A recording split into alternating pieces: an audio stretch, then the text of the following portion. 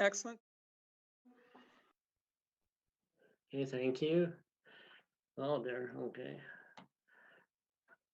We'll call the meeting to order, and Councillor Chapman just wanted to ask if he could say a quick word at the start of the meeting, so I'll turn it over to him for a quick minute. Yeah, thank you so much, Your Worship, and to members of council, and of course our residents and extended community. I just want to invite us all to remember those who have been currently afflicted by this COVID crisis and are already in the hospital. I also like to ask for your thoughts and prayers, and of course in your own time, for those individuals and families struggling through these times. Thank you, Your Worship. Okay, thank you, Councillor Chapman. And so the meeting is at order, and we have item 1.1. Is there any business on tonight's agenda that gives rise to conflict of interest or pecuniary interest? I don't see anybody indicating any such conflict, so the record will also note that. And so the next order of business will be the agenda. We have an addition. It'll be in closed session. It'll be 13.2. And it'll be entitled the enforcement order. That's an emergent matter that was just brought to our attention over the weekend. So that'll be 13.2. And with that, I will ask if Councillor Avery. So is that taking place of our current 13.2 CAO contract? It'll just supersede it. It won't. Yeah, just in priority of in sequential order. Okay, thank you. Okay. Well, the CAO contract will now be 13.3 then. Thank you for that clarity. Would anybody care to move the amended agenda? Councillor Avery moves. All in favor? Okay, and that's all 7 of us. So that's myself, Councillor Simpson, Councillor Holm, Councillor Chapman, Councillor Lloyd, Councillor Avery, and Councillor Pauls. That's carried unanimously. Then we have the next item of business is section 3, adoption of previous meeting minutes, and we have 3.1 special council meeting minutes of April the 3rd, 2021. And how do you find those minutes? Any errors or omissions?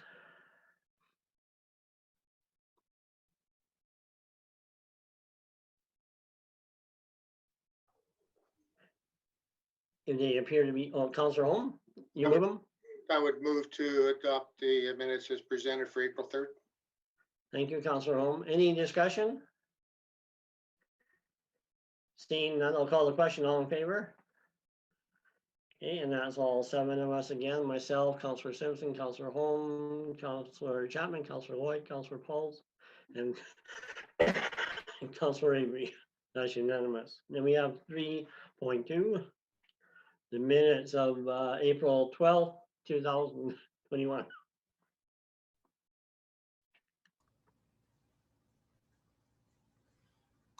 I'll move for acceptance.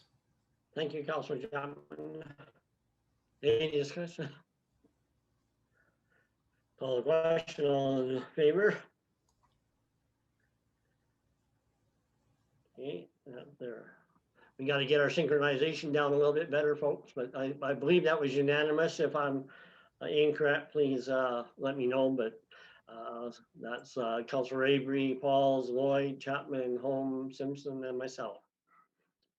Then we have a delegation at 5:05, so we're almost on that time. So I will turn the meeting over to Kyle, and he can introduce our delegation, Calvin Scott from Avail Financing, CPO, and away we go. Yeah, thanks and good evening, everyone. So we do have the 2020 audited financial statements. I'll present on the financial statements, and then we do have Calvin Scott partner of the Vail CPA. He's going to go over the independent audit report and some findings. So I hope you didn't pay for your whole seat tonight because you're only going to need the edge of it. With that being said, I'm going to share my screen here. Okay, just kind of confirm, Mayor, you guys can see the financial statements here? Yes, Okay. I can. Okay, so you know, these will say draft. They're just, it just says draft right now because it's subject to council's approval here first. So I will first go over the, well, first of all, the financial statements are prepared in accordance with section 278 or 276, sorry, of the MGA. And they're also prepared in accordance with the Canadian Public Sector Accounting Standards. So the statement of financial position, in a nutshell, this is basically what we owe and what we own. So to start with what we own, financial assets. So this is essentially our assets that can be liquidated in cash or are in cash within a period of 1 year. So total financial assets at the end of the year, total just over $33 million.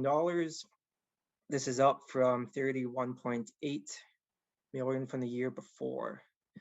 The biggest reason for the increase is that cash and investments have increased. The increase in cash and investments is largely due to, you see this deferred revenue that I'm kind of hovering over, increase in that. So deferred revenue represents funds that grants essentially that we have been, we've received, in this case from the province of Alberta, for capital projects that we haven't yet spent. So those are funds that are allocated towards capital projects that will be spent next year. Accounts receivable has a slight increase at the end of the year. Increase is largely due to an accrued interest on our GIC, noted here in investments. Going down to our financial liabilities. So we do have total financial liabilities of 25.3 million, up from 21.6 the year before. So financial liabilities largely up due to the deferred revenue we talked about, cash we've received, but we haven't yet spent on our capital projects. You see long-term debt has decreased here by approximately 1.3 million, or sorry, 2.3 million. About $1 million of that related to scheduled payments of our long-term debt. The other portion of that related to a loan here that was repaid before the end of the year and then was subsequently refinanced in February of 2021. Council should be familiar with that borrowing bylaw. That was again done to reduce the financing costs on that debt. Net financial assets here we have total 8 million this year compared to 10 million year before.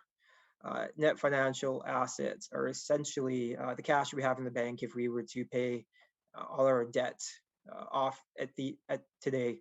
That would never be the case because again, you do have a large portion of that of long-term debt, which is amortized over various terms. Non-financial assets. So this consists of capital assets, so roads, buildings, infrastructure, other assets in inventory for consumption. Other assets, you see there's a big increase in here, 3.4 from 300,000 from the year before. That increase largely relates to land that we previously had for sale and was held as land held for sale as a current asset. So land held for sale as a current asset, we do that when we expect the land to be sold or turned over, usually within 1 year. The land in this instance is still held for sale. We just moved it to other assets as a non-financial asset. Due to the accounting standards, it's more likely than not that the land will be sold in a period exceeding 1 year. Total accumulated surplus for the year is $122 million compared to $115 million from the year before. So that was essentially the balance sheet there. We're going to go to the statement of operations and accumulated surplus. So this is essentially the revenue and expenses for the year for the town. Total annual surplus for the year of $2 million compared to a budgeted deficit of $476,000 from budget. You may ask, how come there's a budgeted deficit when we are not allowed to have a deficit under the MGA? When we do budget, we budget based on cash. The budget numbers here have been adjusted for amortization expense, which is a non-cash item. So that has been added to provide a little more balance between the budget numbers and the actual numbers. Total surplus after considering capital grants for the year was $6.4 million. So we do have government transfers for capital assets here. These are grants essentially used to pay for capital assets. You know, when we do acquire a capital asset, it is amortized and expensed over the useful life of the assets. However, the capital funding for that is recognized as revenue when it is spent. So there's a little delay here between when we show the revenue versus the expenses for the accounting standard. So even though this does say a $6.5 million surplus, again, a large portion of that has been spent on capital. As far as the variances for the expenses and the revenue,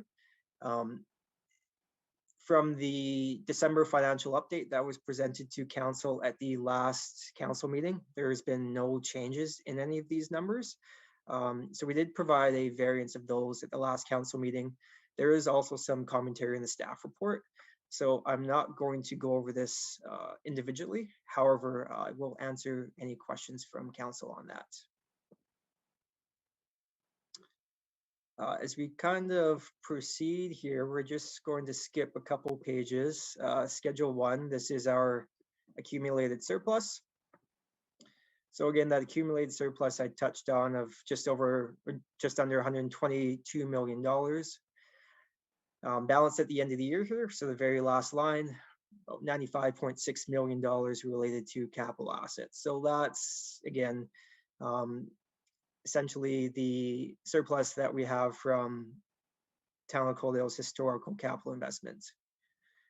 We do have restricted surplus and unrestricted surplus. So restricted surplus totaling $24.9 million, up from the previous year of 23.7, and unrestricted surplus of 1.25 million, down from 2.4 from the year before. Large portion of this surplus here, again, $10 million of this does relate to the debenture that was acquired through the construction, design and construction of our rec facility here. So with that being said, I'm going to pause there to see if there's any questions from council on anything I've gone through so far. If council has any questions, they can indicate by speaking up. I can't see quite everybody, so if you want to ask Kyle a question, please feel free to do so.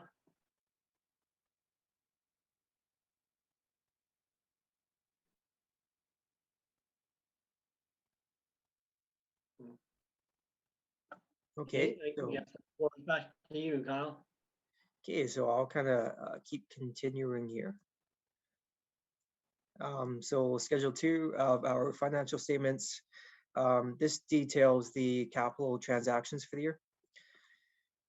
So you will see total capital additions and contributed assets total approximately $9.2 million, while our amortization, so again, amortization is expensing the capital assets over their useful life, total just under 2.9 million for the year. So our net investment in capital assets at the beginning of the year was 104 million, totaling 110 million for the year. So again, another large investment into Coaldale's capital assets and infrastructure. I won't go through these numbers, but I'll just kind of explain the schedules here. So Schedule 3 is statement of segmented disclosure. So this basically breaks down the revenue expenses by category and by essentially different departments. So between general government, protective services, transportation, planning development, rec, culture, and environmental services. At the end of the year here, we can see the net revenue brought in by each department and or the net cost by each department here. Going through the rest of the financial statements, we just kind of have the note disclosures of the financial statements.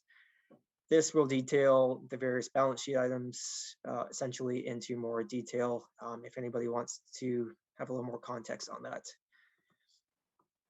One kind of note here, again, subsequent events. So subsequent to year end, council did approve a line of credit for the town of Coaldale, Bank of Montreal for $4 million. This facility was not withdrawn and does have a balance of 0.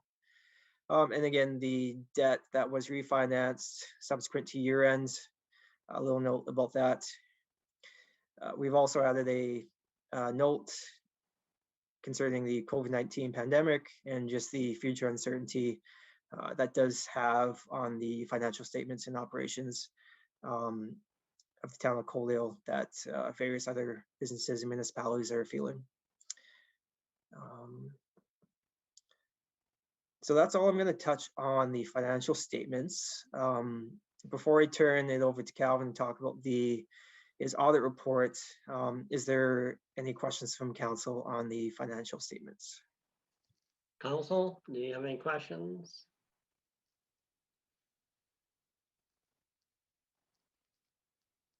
No? Yes.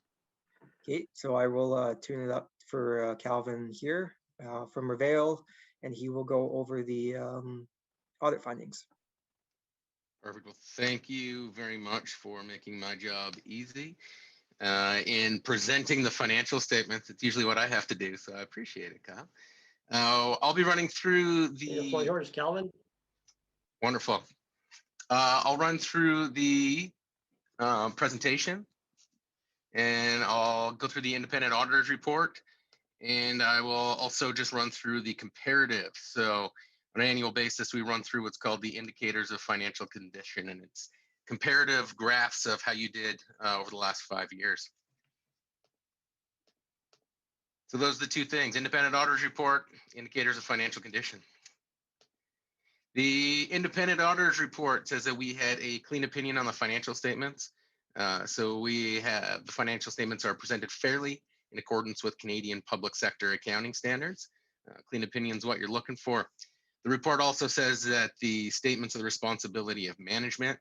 You as a council are responsible for the oversight of management, and our responsibility is to identify and assess the risk of material misstatement, to understand the internal controls, evaluate the policies and estimates within those statements, conclude on the going concern assumption, which means that you still have the ability to operate into the future, and to evaluate the presentation of the financial statements.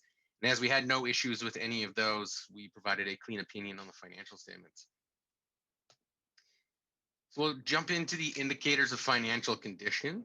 And before we get into it, I'll just let you know what the comparative numbers are here. So you'll see 4 lines on these graphs. The blue line will be the town of Coaldale. The red line is going to be the town average, the average of all towns in Alberta. The comparable town average is going to be towns that are the same size. So there's actually a good population size for Coaldale. There are 16 other towns of the same population within a 25% standard deviation. So it's a pretty solid comparative balance for you, and that's the green line.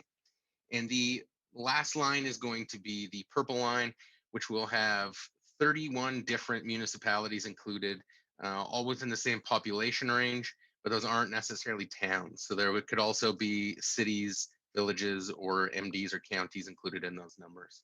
So just so you have an idea of what you're looking at for those comparatives. So the first indicator of financial condition is going to be assets to liabilities. So this will be total assets, including cash and receivables, but it also includes all the underground stuff. So you got roads, streets, we have all of the water treatment, your buildings, everything's included in that. So you can see on the last couple of years, we've had a decrease in this. The line's been coming down. It's because the total liabilities have increased. So in 2019, there was new debt taken out for the Civic Center, for the Fire Hall. And so that increased those liabilities. significantly without putting a big dent on the asset side. So that's why the balance has come down just a little bit below average. So as that debt is repaid, we'll see this come back up in line with the averages and how it was. The next graph will be similar. It's financial assets to liabilities. So here we take out the tangible capital assets, but still have our liabilities here. And as you can see with the new debt that came in last year, we've decreased down in line with the average. The next one will be the current ratio. So this is going to be current assets. So we'll take into account all of the above assets, again, taking out tangible capital assets and that land held for resale that was moved down. So that's a significant number that comes out, but it only includes your current liabilities. So in this, we remove the deferred revenue, which is funds held that are externally restricted, unspent capital grants. And we've also removed the long-term debt from this calculation. So it's anything that you can liquidate quickly and need to pay in a short period of time. And you can see that once we take this out, the current ratio is actually significantly above the comparative averages. And the reason for this is going to be that without the long-term debt in place, there's an increase in deferred revenue of those unspent grants of about $5 million. And that's why we're increasing this year. And generally, we're going to be sitting on a fairly substantial amount of deferred revenue, unspent grants, and keeps us on the higher end for this. Also, with quick bill payments coming out on a regular basis, we can see that the liabilities maintain a fairly steady level on a regular basis. But good to be on the high end for the current ratio. The next ratio we'll see is operating expenses to the taxable assessment. On an overall basis, you're sitting a little bit below average. So it's a good place to be, is right in line with the remaining communities that we're comparing you to. No significant changes from prior years here, and right in line with the comparable average. Public debt charges. So we'll see a similar reason here as we took out that debt last year, and we can see it's still high. So you can see the debt servicing goes from 465,000 and up to 1.4 million last year, and still on that high basis. As that debt gets repaid, this will come back down in line. As of 2008, that debt servicing was pretty significantly low, and so the new debt really had a significant change here. But once again, with repayment, you'll be back in line in no time. The debt to revenue. So instead of debt servicing, this shows the total debt in comparison to revenue. And you can see again, 19 had a significant hike. And as we repay this debt, we'll be coming back down in line with average, but high debt at this point in time in comparison to the other municipalities. The infrastructure investment, this follows suit. So you can see that with the increase in debt, we're going to have an increase in infrastructure investment. So this is the purchase of tangible capital assets. You're using that debt to purchase assets. So it's a good thing to see here. And that's why you're ahead of this again. As those government grants come in, as the debt comes in and we're buying assets, you're going to be on the higher end here. The own source revenues to taxable assessments, like other graphs, you're right in line with the averages. So this will take your total revenues and exclude the operating grants and capital grants and show essentially your reliance on government funding.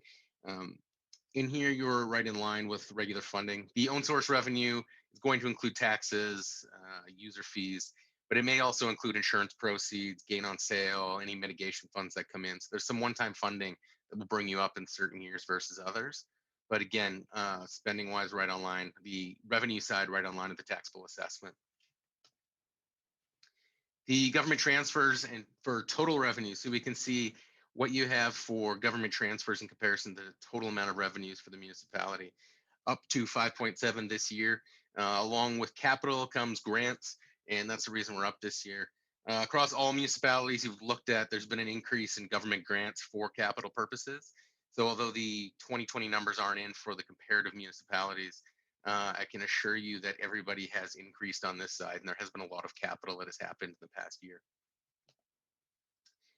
The reserves to total accumulated surplus. So what do you have put away in reserves? On an overall basis, there's a significant increase. So we can see in 2019, with that $10 million coming in to reserves, there's going to be an increase that happened. And we've remained fairly consistent from last year. So no significant transfers in or out this year out of the reserve side. And the last comparative figure on here would be the accumulated surplus available for future use. So total reserves and unrestricted surplus in comparison to other municipalities sitting above average at this point in time. As spending goes through, reserves are spent on capital projects and operating. We'll see this come down back in line with average. But for the time being, sitting with a very healthy balance at this point in time. A healthy balance sheet, I would say, but the balance sheet doesn't balance anymore. So a healthy financial situation at this point. And that's the end of it. Question time. Okay, council, any questions through to Calvin Scott, our presenter, or Kyle? So Calvin, okay, I see, I know, Roger, I'll just ask my question first. So during the audit process, you had good cooperation with the management team and the staff, is that right? Absolutely have full cooperation, yes. And is there anything coming from the audit that would require a closed session meeting with council? Nothing that would require a closed session meeting. We did have full cooperation. We had zero issues whatsoever, no indication of fraudulent activities or anything of the sort. Absolutely clean management letter, post-audit letter, everything of the sort. All right, now Councillor Holm. Thank you, Your Worship. Those were the questions I was going to ask. So thanks, Calvin, for jumping ahead of me. Well done. Yeah.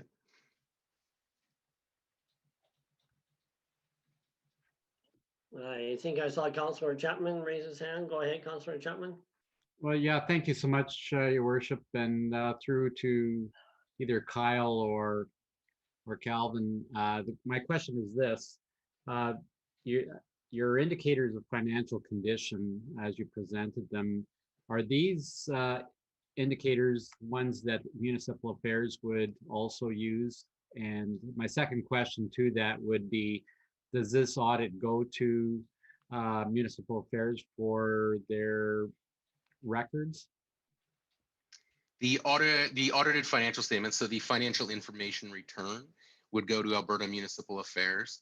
The indicators that you just saw do not go to Municipal Affairs. Some of these indicators they do. You can see them in a numeric basis, but a non-graphical format, and some of the other ones are strictly for your information purposes as opposed to Municipal Affairs reporting. Yeah, thank you. The Municipal Affairs, I think, on their website also has their portrayal of all municipalities in Alberta, including there's 13 indicators. So one would be financial condition. Yes, and some of those are, have you filed your financial statements? Have you had a qualification? There's additional, not just numeric calculations, but other qualifications to meet. Thank you. Councillor Lloyd. Thank you, Your Worship. So Calvin, there's a saying that if it sounds too good to be true, it probably isn't true. I'm thinking this is a fairly good financial statement. Is it like compared to other towns totally with having such a large surplus in the end? Is that unusual for towns to have that? The surplus is depending on how you read the statement. So your surplus for the year on the statement of financial or statement of operations is going to show the surplus, including capital revenues. And so it's not showing what those revenues were spent on that same statement. So you need to take out any capital expenditures that occurred during the year, transfers to or from reserves, and the repayment of long-term debt. So when you see that surplus number at the end of the year or the excess of revenues over expenditures, it's very misleading to say that the town had a significant number when it's not taking off of those costs from the actual surplus that's there. So that's why I usually run through the cash flow statement to see what actually happened and going into the details of the accumulated surplus to get a better idea of the real surplus for the year. I'll maybe just add to that. A good way that I kind of look at it is a high level of Coaldale's activities. So first of all, what did we do for capital? We invested just over $9 million in capital assets. And we didn't take out any new debt or fund any of those with any new long-term debt. And our cash reserves actually increased in the year. So we were able to invest $9 million into the community while at the same time doing that without decreasing our cash reserves, and taking on any new debt financing. So it's a very high level picture of the activity in the year, but I think it's a good analogy for these financial statements. And Calvin, with I really, really appreciate the comparators, and I think the value in the comparators is how they trend over a period of time rather than in one specific year per se. So, if your trend line on a sort of a negative aspect is going one way, and if that keeps going in the wrong direction, or conversely, if a positive one is going the wrong way, then that's a truer reflection than maybe a moment in time on any particular 1 year kind of a thing. And I think that, speaking of financial health, when I used to be in the bank, one of the quick things that you would look would be the quick ratio of current assets and current liabilities would always kind of be your test of sort of where you stand in that. And it looks like our quick ratio seems to be quite good. Is that your impression? Absolutely. On a comparative basis, it was one of the higher ones. So it's definitely in a good position for sure. Okay. I really, this is very, I like all this because it's very transparent and open to the public. And will this be fed in? Does this kind of feed into Questica over time as well, Kyle, for how we report it publicly on our town information going out to our residents? Yeah, so for the audited financial statements are, and where we post it on the website so anybody can look at them. As far as Questica, so we do have various points of information that we upload to Questica, that's such as future projections and whatnot. So we can't put the whole financial statements on that software just to its abilities, but we take the best kind of information that we can and projections and put it on there. And again, this will be on the website this week here for the public to view. Okay, thank you. Council, are there any other questions through to either Calvin or Kyle?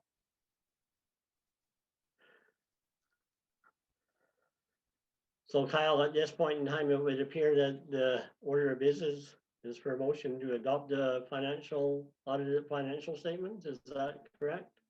Yeah, correct. A motion to approve the audited 2020 financial statements would be appreciated.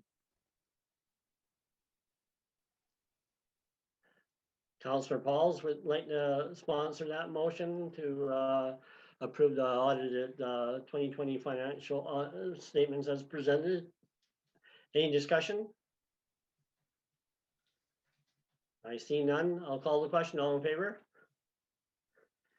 Okay, and that's carried unanimously. Councillor Avery, Councillor Pauls, Councillor Lloyd, Councillor Chapman, Councillor Holman, Councillor Simpson, and myself. And does that wrap up the audit presentation, Kyle, then? Yeah, that should do the trick. I just want to thank Calvin and his team for their work this year.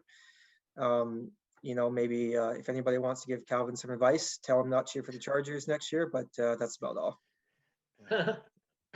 I refuse to take that advice. But thank you for the opportunity to present, and to Kyle and his team. They do a great job. They make the audit painless and easy. So it's wonderful for us as well. We appreciate it. Calvin, don't worry. We all know that the value of free advice is exactly what you pay for it. So Absolutely.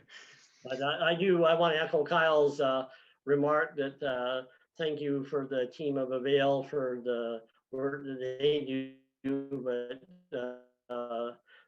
not to diminish your work. I want to also pay my tribute to the management team of corporate services that work closely with your people and do a tremendous job of the town finances all year long and make sure that we have good, accurate reporting of our financials. So thank you very much to Calvin and his team and Kyle and his team.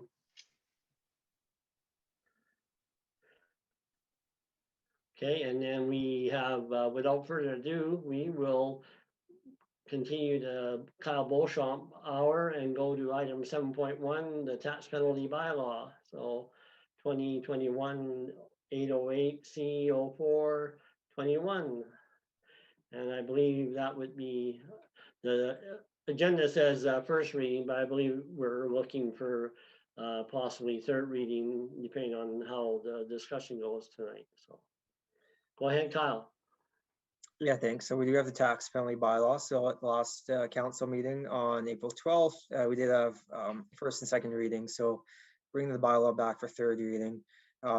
What we've did is we've left the bylaw as previously presented. However, we do have a couple in the recommendations there. And these recommendations can be expanded too. Just kind of a thought process on amendments to the bylaw, as council kind of requested some additional measures for leniency on late payment fees for property taxes.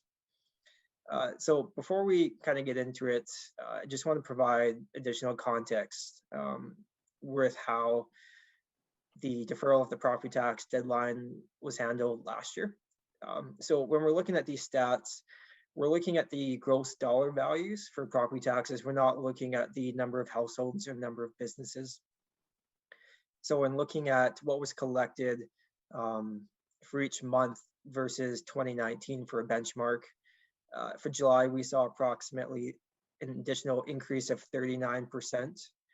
August was 33%, and September was 29%. So with this additional increase, we kind of look at those as the businesses and residents who took advantage of this property tax deferral. Just to note that with the deferral too, we did have the large banks defer payments as well. So these are people who pay their property tax and their mortgage together. Under those programs, a lot of the banks did have property tax deferral programs as well. So when a bank pays their property taxes, they pay the town of Coaldale once. So they defer their entire portion to the town of Coaldale, even if, say, only 30% or 20% of their clients actually ask for deferral. So we just put that for context for this, as that did kind of affect the numbers and push them up a little higher. So when we did have the property tax deferral program last year, it was mandated. Some mandate did come from the Alberta government for a deferral for the residents to help with the COVID-19 pandemic. Part of that deferral, the government of Alberta did defer all the education portion of non-residential taxes to December. Going forward for 2021, the Alberta government has not mandated anything like that, nor have they provided the intention yet that there would be any deferral available to the town of Coaldale. Previously, when we kind of wrote this staff report, we weren't aware of any other communities doing any deferral. Just provide some context here. I did find out today that the city of Lethbridge has provided leniency on late payments, fees of property taxes to October 1st again. Their property taxes are due still June 30th. However, they don't have late penalties till that. So with that being said, administration, we kind of left the bylaw again the same, as we kind of wanted council's direction as to how far to extend any potential leniency on late payment of property taxes, whether that's 1 month, 2 months, or 3 months as done before. Under these recommendations, we are still proposing to maintain the 9% penalty at the due date of property taxes. That has been in place in previous years, with the exception of last year when it was cut in half to 4.5%. So with that being said, I will kind of turn it back to council for any kind of questions or directions onto how far or how little they want to extend these payment leniency terms on the property tax bylaw. Okay, council, the floor is open.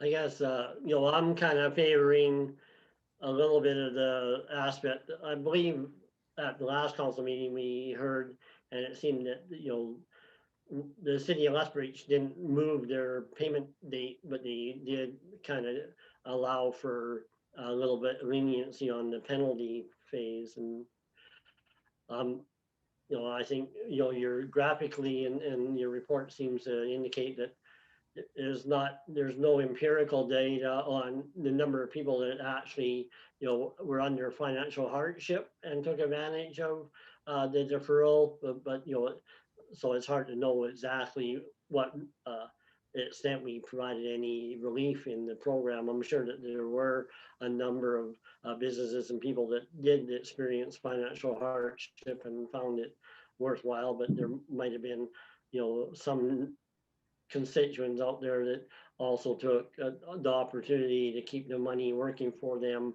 until the actual due date. But Councilor Chapman, I think that you had your hand up, and so I'll give the floor to you. Yeah, thank you, Worship. And thank you, Kyle, for this updated report. And of course, and your reminder with regards to the circumstances last year. And of course, with the town of Coaldale, we had the construction program on Main Street, which had added additional hardship for a number of businesses. I'm kind of leaning towards sort of helping out where we can, and maybe if the mayor could just help us how the city of Lethbridge ran their program for this year on that matter. So I'll maybe just jump in there. Sorry, the city of Lethbridge, their taxes are due June 30th. However, they waive late penalties up till September 30th. So with that, obviously I'm hearing that there's possibly not a pressing need to adjust the deferral of taxes, but whether we should have more leniency on the first penalty of 9% and reduce it, say, down to 1.5% or 2%, and keep it with the rest of the terms of reference for the rest of those months. Essentially, what the administration's recommendation, regardless, would be to keep the due date as is, so June 30th. The 9% penalty, again, would be our recommendation to maintain that rate at the beginning of the month, to which council would want the leniency on the late payment fees to end. So, for example, if council wanted to do the same as last year and provide a 3-month extension for payment, the 9% penalty would take place October 1st, and there would be no late penalties between July 1st and September 30th. Thanks, Kyle. Councilor Avery had his hand up. Go ahead, Councilor Avery. Thank you, Your Worship. Kyle just made clarity for me. I thought we were option 3 last year, and I would like to see us be looking at option 3 again for our residents.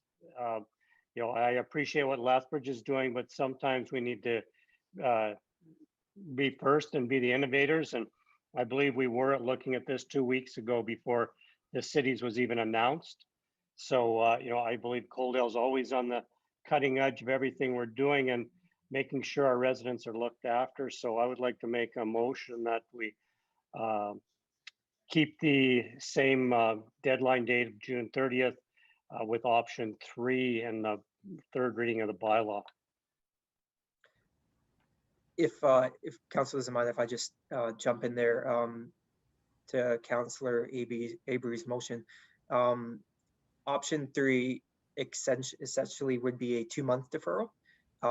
So if you wanted to do something similar to what we did last year, we would just extend that 1 more month. That option wasn't presented here just for the convenience factor of not having 5 or 6 options for council to look at, but we rather wanted to bring it forward as a discussion.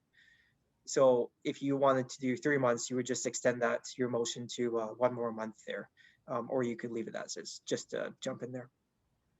Thank you, Kyle. Yes, I would like to extend it till October 1st. Okay. So then amended option 3 with the extension of October 1st being. Okay. So we have a motion by Councillor Avery. So go ahead, Councillor Home, question. Thank you, Your Worship. Just speaking a little bit against the motion, I guess where I have trouble, it doesn't look like we're actually impacting very many citizens, especially when Kyle clarified this by showing that a third of those that deferred last year were actually the banks. They weren't really the people who were trying to impact the best. So as a person with a mortgage, you paid your mortgage every month anyways, and actually the banks were the ones that, if I'm getting this right, the banks made the money, not the individual saving the money, because they paid their taxes as part of their mortgage anyways. So I really struggle with how many people are we really impacting by having this deferral for 3 months and maybe actually supporting somebody who probably doesn't really need the extra money like a bank.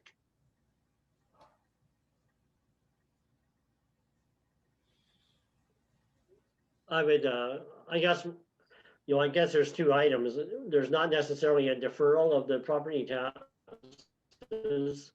And I think last year, what caused the pile on effect was that the provincial government also mandated a deferral and gave leniency on when the education taxes were payable. So there isn't a wide broadcasted message for people not to pay their taxes on time this year.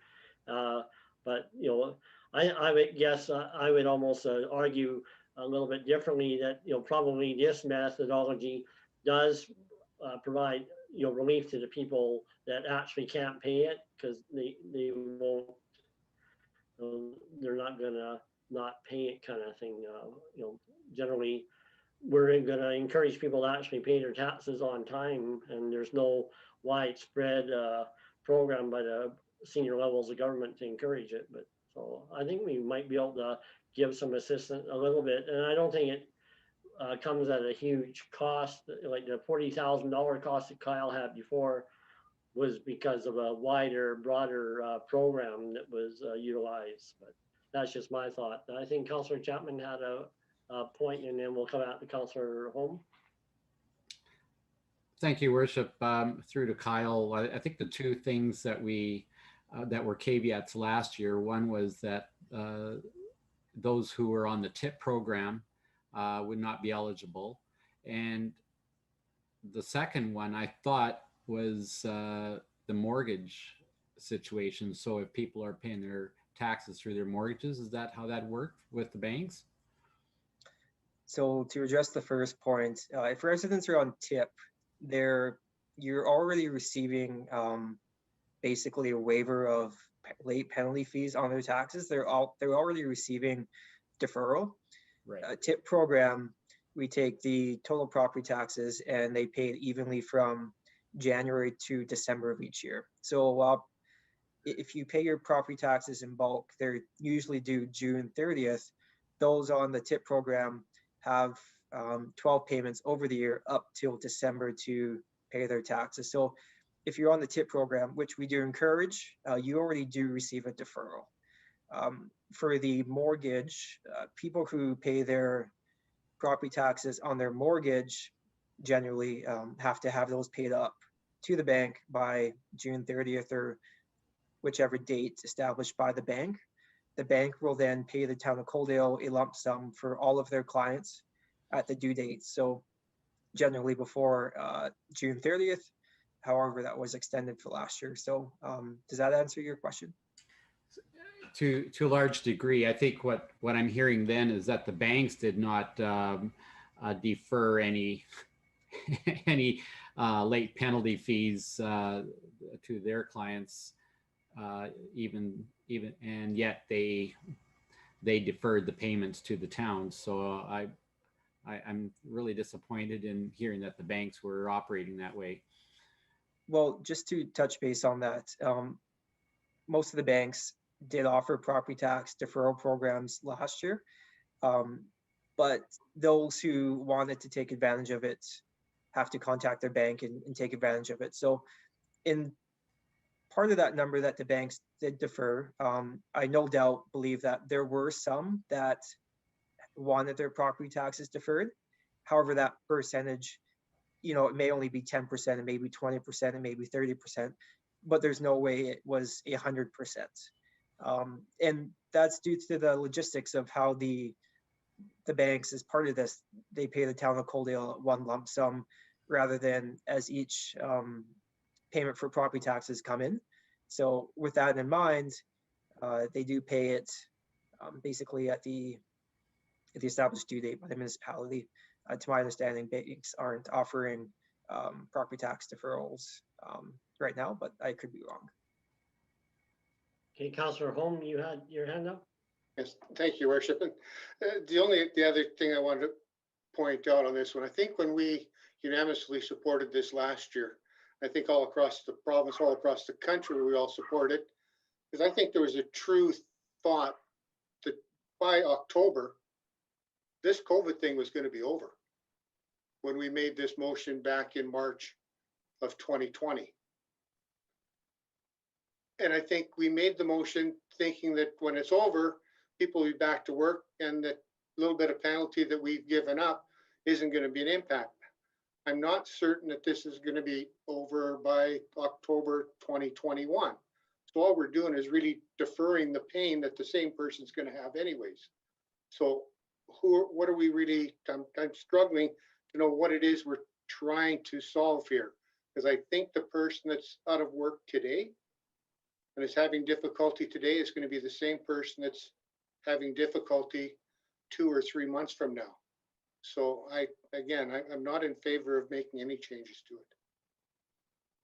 Okay, and then Kyle, with, assuming that the Councillor Avery's motion goes through, the one consideration that we had last year was how people that were already in arrears were impacted and whatnot. So with that, last year we sort of excluded anybody that was currently in default or arrear status for this. Would that hold true in this sense, or would everybody that owes us taxes, whether it's 1 or 2 years in arrears or just 30 or 60 or 90 days in arrears, benefit from this? Yeah, so under the motion, and what would be consistent with last year, is the deferral would only take place on the current property taxes. So Schedule A of the bylaw, you'll see current and tax arrears are split out. So under this, there would be no changes to the tax arrears. They would still be accruing an interest penalty of 1% per month, regardless of council's decision today. Okay. All right, and then any other members of council have any thoughts or opinions? Councillor Simpson, Lloyd, or Pauls, Avery made the motion, so, okay. So we have the amendment motion by Councillor Avery, which, so would we pass the motion that way and then entertain a third reading, or would we just entertain third reading with the bylaw amended as per amended option number 3? I would just like to confirm with Lana the logistics, but I believe that council can pass third reading of the bylaw with the bylaw being amended. Lana, do you know if that's correct? Yes, we can just make an amendment to the previous motion, the second reading, and then include any, but I would prefer if it's like super clear on what exactly the amendment is. The amendment to the bylaw, yeah. Correct, yeah, from second reading.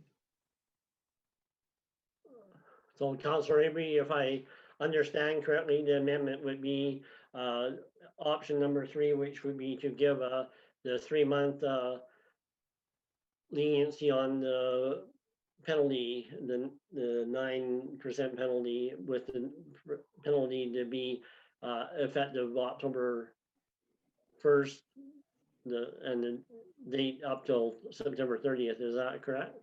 That's correct, with keeping June 30th as the due date.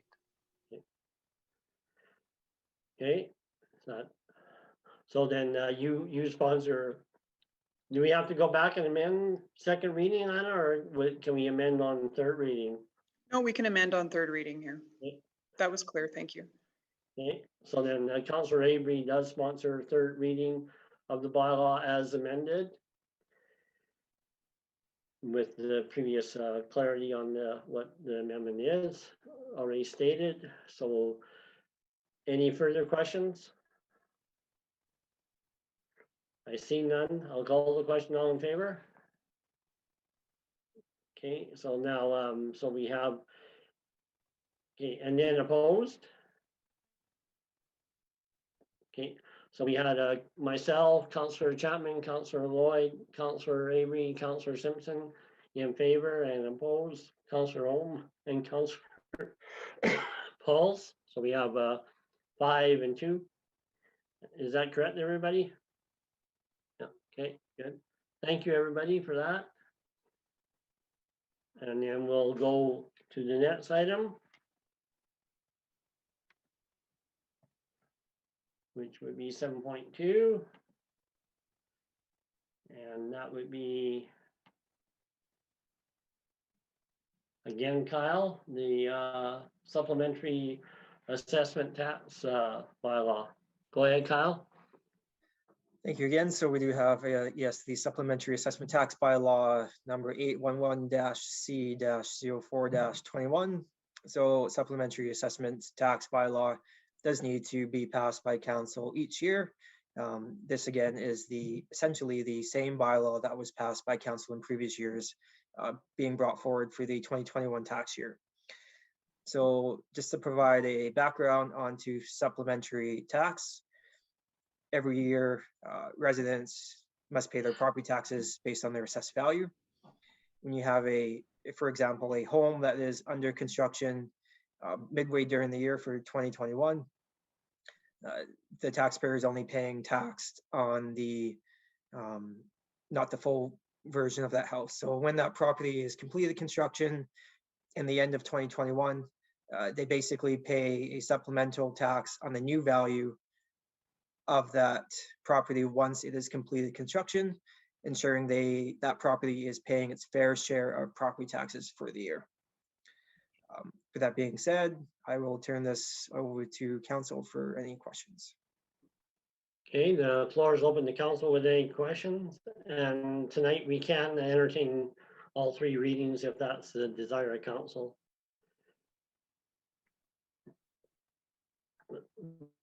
Relatively administrative measure, so I don't, nothing new here.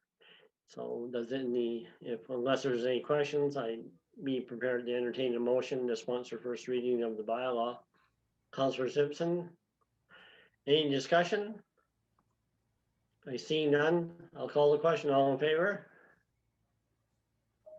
Okay, and that's unanimous. Councillor Simpson, Avery, Pauls, Lloyd, Chapman, Holm, and myself in favor. We can move on to second reading if that's your desire. Councillor Wu. Okay, I'm going to give it to Councillor Lloyd. Any discussion? I see none. Call the question. All in favor? And that's unanimous. Councillor Simpson, Avery, Pauls, Lloyd, Chapman, Holm, and myself in favor. At this time, we can entertain a motion for unanimous consent to enable 3 readings all in one night. Councillor Holm. All in favor? Okay, and that's carried unanimously. Simpson, Avery, Pauls, Lloyd, Chapman, Holm, and myself in favor. And we can entertain 3rd reading then.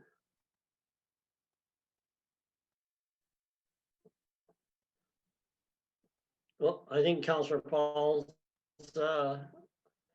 jumped out of the gate first, so I'll give it to him. We have the third reading sponsored by Councillor Pauls. All in favor? Okay, and that's unanimous. That's Councillor Simpson, Avery, Pauls, Lloyd, Chapman, Home, and myself. Thank you. Then we have the special recreation tax bylaw, item 7.3. Kyle, go ahead. Yes, thanks again. So special recreation tax bylaw number 812-C-04-21. Again, this is a similar bylaw that council has passed in previous years. However, this bylaw must be presented and passed by council each year. So the special recreation tax bylaw is to fund the design and construction of the recreational facility within the town of Coaldale. Current budget of that facility is $13 million. A total of $10 million is funded through a debenture debt, which is serviced in part by this recreation special tax. The additional $3 million is funded through provincial MSI capital funding. The special tax levy would apply to each developed residential parcel of land within the municipal boundaries of the town of Coaldale at a rate of $120 per developed residential parcel of land within the municipal boundaries of Coaldale. This is the same rate as previous years with no changes. With that being said, I will turn this over to council for questions. Okay, the floor is open. Councillor Lloyd? Thank you, your worship. I think there's a lot of people that find this as a hardship.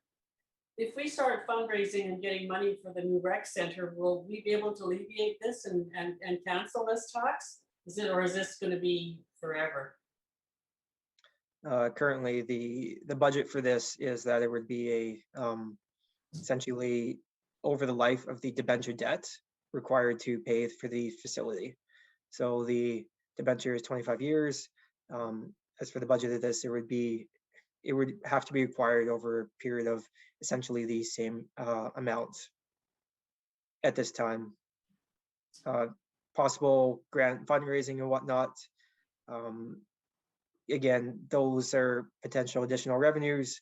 However, the extent that we could possibly receive from naming rights and whatnot would be, small in consideration of the total cost of the project. So even if we get some huge big donors or it still wouldn't make a difference. If somebody came to the town of Coaldale and rolled a check for $5 million to have their name on it, it definitely would change things. And again, since this bylaw is passed by council every year, that could change in the future. But to this point, we don't anticipate a $5 million, say, check coming for naming rights of the facility. It'd be great if it did. It's just not something we're realistically expecting at this time. Always reach for it. Yeah, and they, I know they are having planning and discussions about working on naming and advertising of that right now. So that is in the queue. So we'll cross our fingers to see what we can get. But what we get wouldn't alleviate the stress or the amount required to fund the debenture from the special tax. I just feel that's a real hardship for some seniors and people at the lower end, because it's the same amount for for anybody in the whole town, whereas it's easier for us to pay $10 a month than it is for a lot of seniors. They find it very hard. So is there another way we can do this that's more equitable? So the special tax that was introduced as a flat rate, the rationale behind this was that with a facility like this, it's a user pay system. This is essentially the same. It's a user pay system. Everybody pays the same amount and they have access to the facility. Alternatives to this would be simply to raise the municipal tax mill rate by a level that would be required to fund the deficit. So the total revenue brought in by this special tax on a year averages approximately $385,000. So council would have to adjust the mill rate for that. However, the intention and focus of this when it was previously presented and discussed to council was a user pay system. So that's the historical context of that. And that is one other option is just to add it on to the mill rate. But that hasn't been considered at this time by administration from council's guidance. Well, I think just to speak to it, the thought process on the initial levy process was to make it more transparent, that it is a direct linkage to the levy to the actual facility, and it doesn't get diluted into the general revenues of the town, so that people, once the facility debt is paid, and that levy could go away per se, so it's quite linked to the actual project.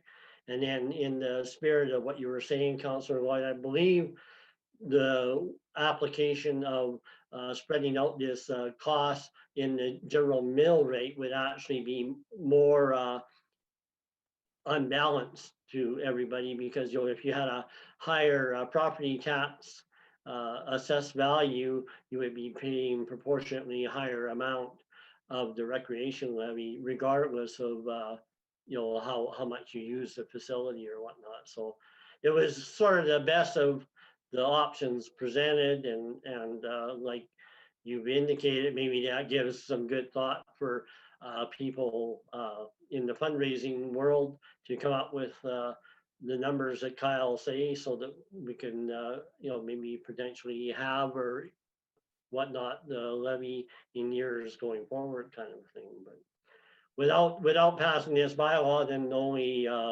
default would be to increase. It'd have to be service a debenture, and the only way to service a debenture in the absence of this bylaw would be to increase our residential mill rate, and so that would also be a hardship. Councillor Holm? I'd sponsor first reading. Okay. Any other questions? Seeing none, I'll call the question. All in favor? Okay, I think that's unanimous. Correct me if I'm wrong, but I believe Councillor Avery, Simpson, Pauls, Lloyd, Chapman, and Holm, and myself are all in favor. Councillor Holm? Sponsor second reading. Okay. Any discussion? Call the question, all in favor? And that is again unanimous. Councillor Avery, Simpson, Pauls, Lloyd, Chapman, Holm, and myself. We can have, Councillor Simpson sponsors the motion for unanimous consent to enable 3 readings in one session. All in favor? And that's carried unanimously. Councillor Avery, Simpson, Pauls, Lloyd, Chapman, Holm, and myself. You now entertain 3rd reading. Councillor Chapman sponsors 3rd reading. All in favor? And that is unanimous. Councillor Avery, Simpson, Pauls, Lloyd, Chapman, Holm, and myself. Okay, thank you. And we have property tax bylaw, item 7.4. And that's Kyle. And this one we can go ahead, Kyle. Okay, thanks for hanging on the edge of your seat. So we do have the last one in the queue here. So this is the 2021 property tax bylaw 813-C-04-21. So we're presenting this bylaw to council for first reading. So it's highlighted, and we had discussions with council at the 2021 operating budget. 0% residential and non-residential tax change was requested by council and approved in the budget. This property tax bylaw is coming forward with that. So first I'm going to talk about the municipal tax rate. So municipal tax rate is just a portion of the total property taxes. However, this is the only one that council is responsible and has control for setting. So in maintaining a percentage of tax increase or a 0% tax rate, in this instance, the municipal tax rates have to be adjusted for inflationary growth.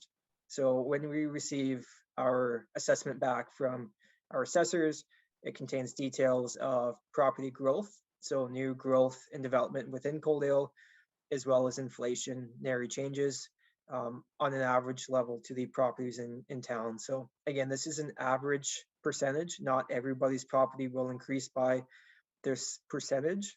Again, an average. So for residential in Coaldale, average inflation for 2021 is projected at 0.24%, and non-residential is at 2.96%. So as a result, the municipal mill rates must be reflected down by those percentages to accurately show a 0% tax rate. The education taxes, so that's the requisition levy set out by the Alberta government. So the government of Alberta has come out and said, we will be using the same tax rates as previously before. However, the town of Coaldale is taxed on equalized assessment. So our assessment did increase, which will increase the total requisition by approximately $145,000 on average between residential and non-residential. This is about a 5% increase. It should also be noted that the 2020 education requisition was lower as there was an over levy of taxes in 2019 to which we essentially gave credit for the over levy of taxes in 2021 through reduced rates. So the rates will increase back to normal, and there will be a slight increase for the equalized assessment, which has increased at a rate slightly higher than the town of Coaldale's assessment. Annex Property. So under the orders of council within the town of Coaldale, we do have properties that were previously in Lethbridge County that have been annexed into the town of Coaldale. Under the annexation orders, those properties must be charged the same property taxes that which Lethbridge County is charging those for that current year mill rate. The reason we're bringing first reading is part of this bylaw, we've maintained the same rates as last year used by Lethbridge County. Once those rates are finalized by Lethbridge County's council, we will bring back forward an amended bylaw to council with the updated county tax rates. So this will change ever so slightly once those rates have been finalized by Lethbridge County. As part of the assessment surplus, so the town's residential growth was 2.46% for the year, and non-residential growth was 5.95%. So the growth figures are slightly higher than we previously budgeted. The total tax revenue is about $100,000. The main reason for this is when we did operating budget and projected the growth, we excluded the grant in lieu that the town of Coaldale would receive from the assessed portion of the new RCMP detachment. The reason for that being is that grant in lieu will most likely be fully utilized to pay the rent that the town of Coaldale must pay to the RCMP on that. So most of that assessment surplus is already spoken for, as it will be used for that. That was just a oversight there on the budget. Once we've received the final tax rates from Lethbridge County, administration will bring back a recommendation to council for a formal adjustment to the budget for that.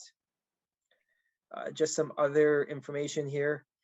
So Coaldale's tax base, residential versus non-residential, has increased from 14.92% non-residential to 15.32% in the current year. So that means that there's a higher shift, a slow shift of more of the tax revenue coming from the non-residential properties in town of Coaldale. Ultimately, we're aiming for somewhat of a 80-20% split, and that percentage I just mentioned there has been slightly creeping up each year, and we expect that to continue increasing in the future as there's been a significant amount of non-residential growth and development in Coaldale in the past few years, especially within our Northeast Industrial Park. So with that being said, I will turn this back to council for questions. Okay, are there any questions through to Kyle?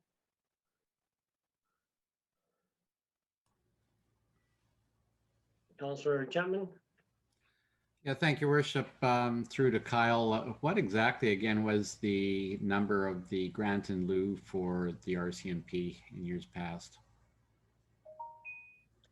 The grant in lieu would have been minimal. I don't have the number off the top of my hand, with the construction being at the beginning stages, say in the previous year, the assessed value on that would have been very minimal. So we're talking about a very minimal amount. I don't have it, but the increase in that figure will increase as part of the supplementary tax when the building is complete. And so it has a big jump during construction period, and we're in the big first jump of construction period here as far as assessment is concerned. All right, thanks. Now I realize my question, and that we also did get I thought an extra grant for policing that one. Yeah, as far as operations, we haven't received any additional funds in last, since I've been here for that. Okay. So tonight, all we're able to do is pass a first reading, because we do have to wait for the information to come from the county of Lethbridge on the annex property owners. Unless there's any other questions. Councillor Chapman, you sponsor first reading? Councillor Chapman moves for first reading of the bylaw as presented. Any discussion? I see none, I'll call, Councillor White. Thank you, Your Worship. I just have a question. How do the county taxes compare to what they would be paying to the town? Yeah, so if you go to, if you scroll down to page 89 of the agenda, you will see the breakdown of the tax right there. So there is an error in this.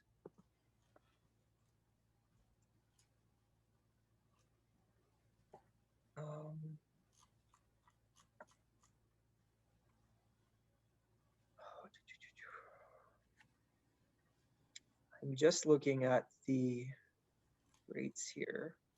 Oh, no, sorry, there's no error. So you'll see that the residential rate for the town of Coaldale right now would be 7.9993 for the municipal. You'll see annex residential is 4.8461. So it's just a little less than 50% on the residential base. For non-residential, you can see the municipal portion is 9.8637, and you'll see annex non-residential is 9.3. So those two amounts are much more similar. And again, that's on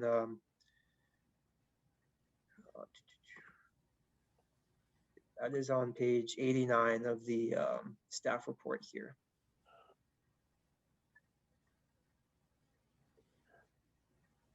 And that is part of the annexation process that those property owners are grandfathered at the county rates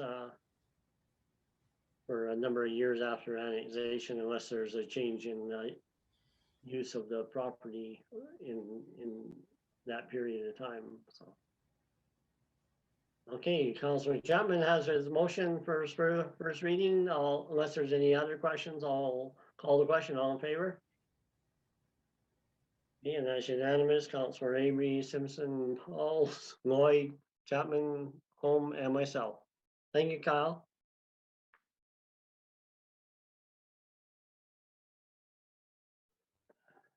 Then we have item 8.1, and we standing in the wings is our Staff Sergeant Glenn Henry to present on that item. Welcome, Staff Sergeant.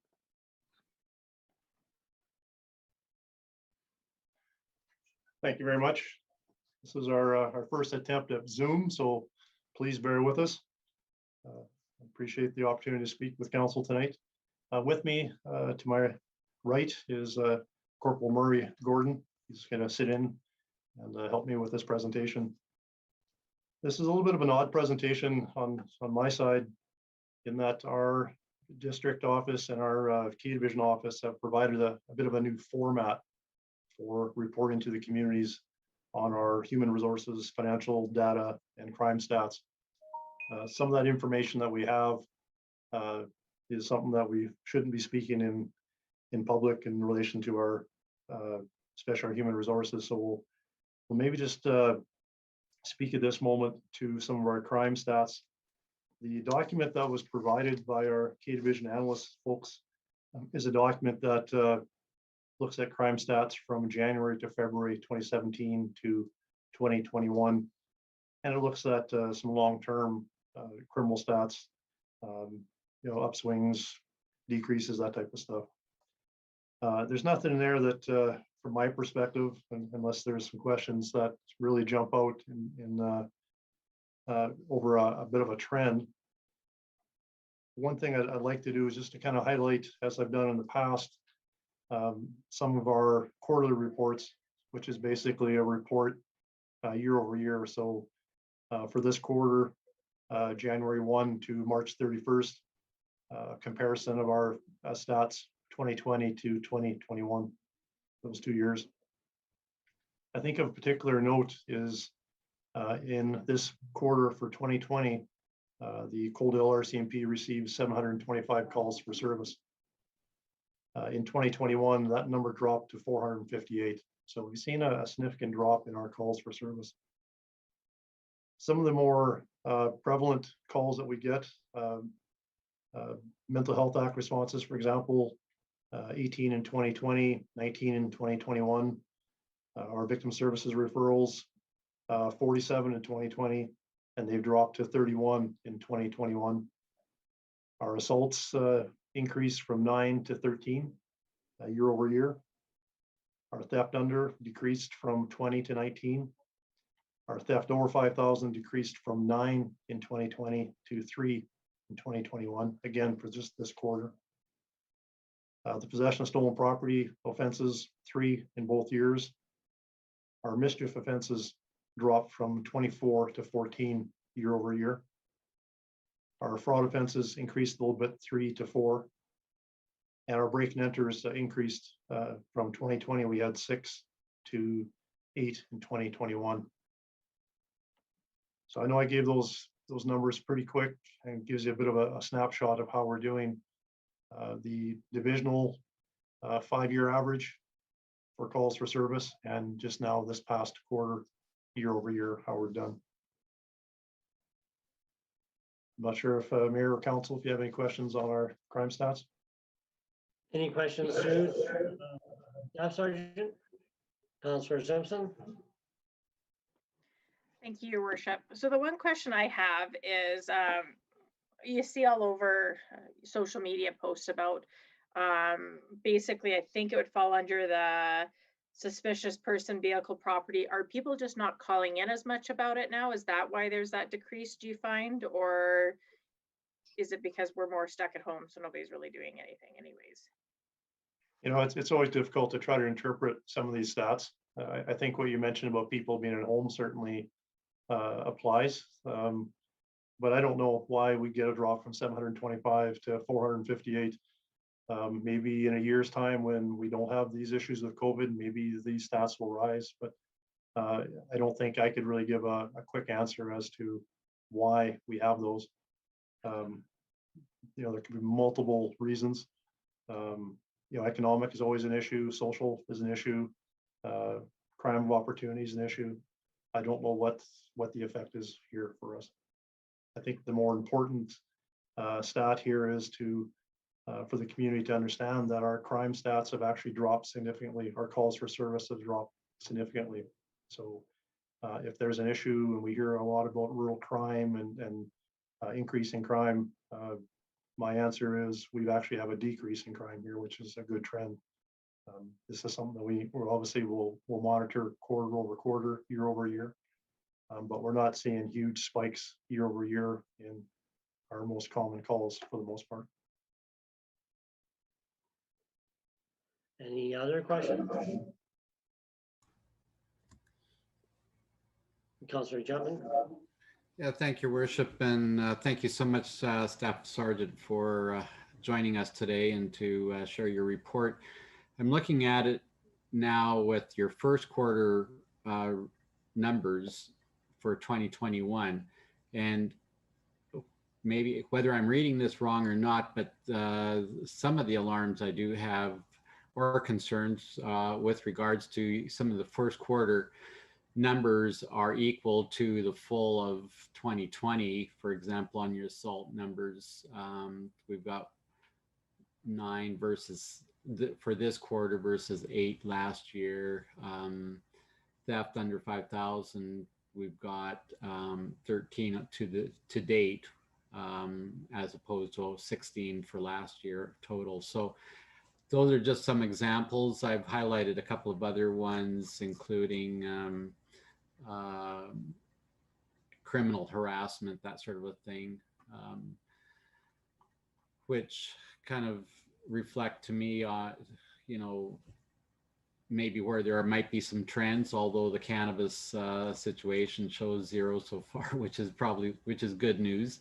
Do you see anything forthcoming that really we need to keep an eye on? And my final question to you will be, with regard to policing overall. Obviously, you're doing, from what I hear, you're doing a great job in Coaldale, and there aren't any gaps that council should be aware of in terms of the overall policing. Just to answer your questions, I don't see of any trends that alarm me. Okay. I think traditionally we're going to see ebbs and flows. An example here, in early February, we had a rash of break and enters, and we were fortunate enough to solve those, and people are going before the courts. That's not a reflection of crime is getting out of hand. It's a reflection of those one-offs that happen. So we're going to get those ebbs and flows. We're going to get those spikes, but I think overall it doesn't mean a trend per se. So nothing from trends that I'm concerned about. Overall gaps, I'm not sure if you're referring to human resources, or that's something we can talk about at a closed session here, but was that your indication on gaps? I wasn't intending that to be, no. If you saw any gaps where you know, the town and our CPOs could be of more of a help, that might be the case there. Well, you raise a good point, and myself and our other corporal supervisor, Stu Gemmel, actually met with Mark Anderson here this week, or last week rather, and discussed some of his mandates and the priorities given to him. And I think that's a very good first initial working discussion on how we can complement each other. And I think the idea has always been that we need to understand each other's mandates and not duplicate our services, but to complement our services. So I'm quite impressed with Mark and his outlook on how things are going to work. I'm very impressed with his ability to be approachable. And I think it's still early days with the Community Peace Officer program in Coaldale, with the kind of a reboot of the program. So time will tell, but my initial first thoughts are you've got a good person in Mark, and I think we're going to do well to work with him and for the benefit of the community. Thank you. Okay, Councillor Simpson. Thank you, Your Worship. So I have a question under your motor vehicle. So you have fatals and injury. Would that include a pedestrian injury? It should. Okay, and then with that, would that include the Highway 3 within our town boundaries? It should as well, yes. Okay. Yeah. Thank you. We're very fortunate in Coaldale. We've had very, very few serious injury or fatal collisions. Good. Well, thank you very much for taking time to present to us and in the open session, and we'll look forward to giving a little bit more detail on some of the more HR matters in the closed session.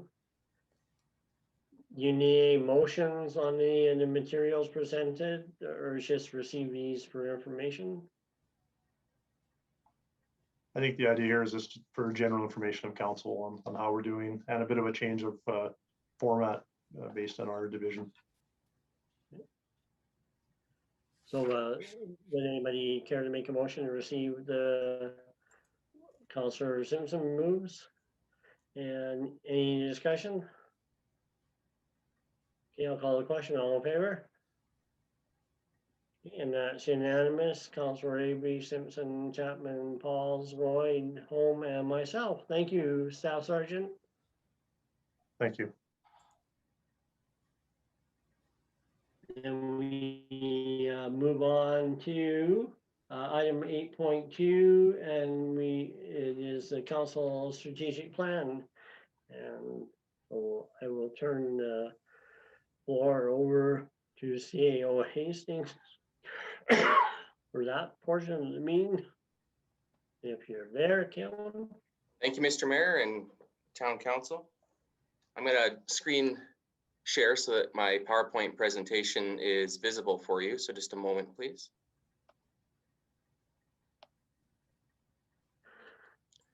Okay, confirmation of the visual and the audio. Yes. Okay, excellent. So what we have here is a compilation of highlights over the past 3.5 years of what's taken place this council term. And you could refer to this as the council strategic plan highlights. So what we've done here is taken the council strategic plan that was initially adopted by council on July 9th, 2018, and subsequently updated by council in 2020, and provided a list of the action items that have taken place or are taking place or in the process of being completed, to provide a bit of a snapshot in time in terms of the progress to date on the implementation of this strategic plan.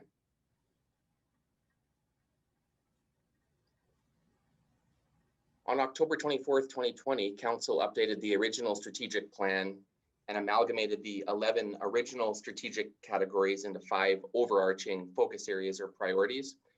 As Council knows, the 5 priorities are focus on community safety, focus on livability, focus on good governance and corporate excellence, focus on economic health, and focus on responsible and responsive growth. And I'll go through each strategic category as we move along. So the first one, focus on community safety, making Coaldale a safe and secure place to live, work, and play, no matter the season, place, or time. That is the council vision statement for the community safety umbrella. And with that, there are 4 subcategories. There's emergency management and preparedness, transportation initiatives, fire services, and policing. Some of the highlights under the emergency management and preparedness subcategory of community safety. I'm pleased to report that 90% of all Town of Coaldale employees have their incident command system, their ICS level 100 training certificate, compared to only 10% of employees who had this same certificate when the town experienced a major stormwater flooding event back in 2014. 60% of all town staff have their ICS 200 level certificate. 5 employees have their ICS 300 and 4 have their ICS 400.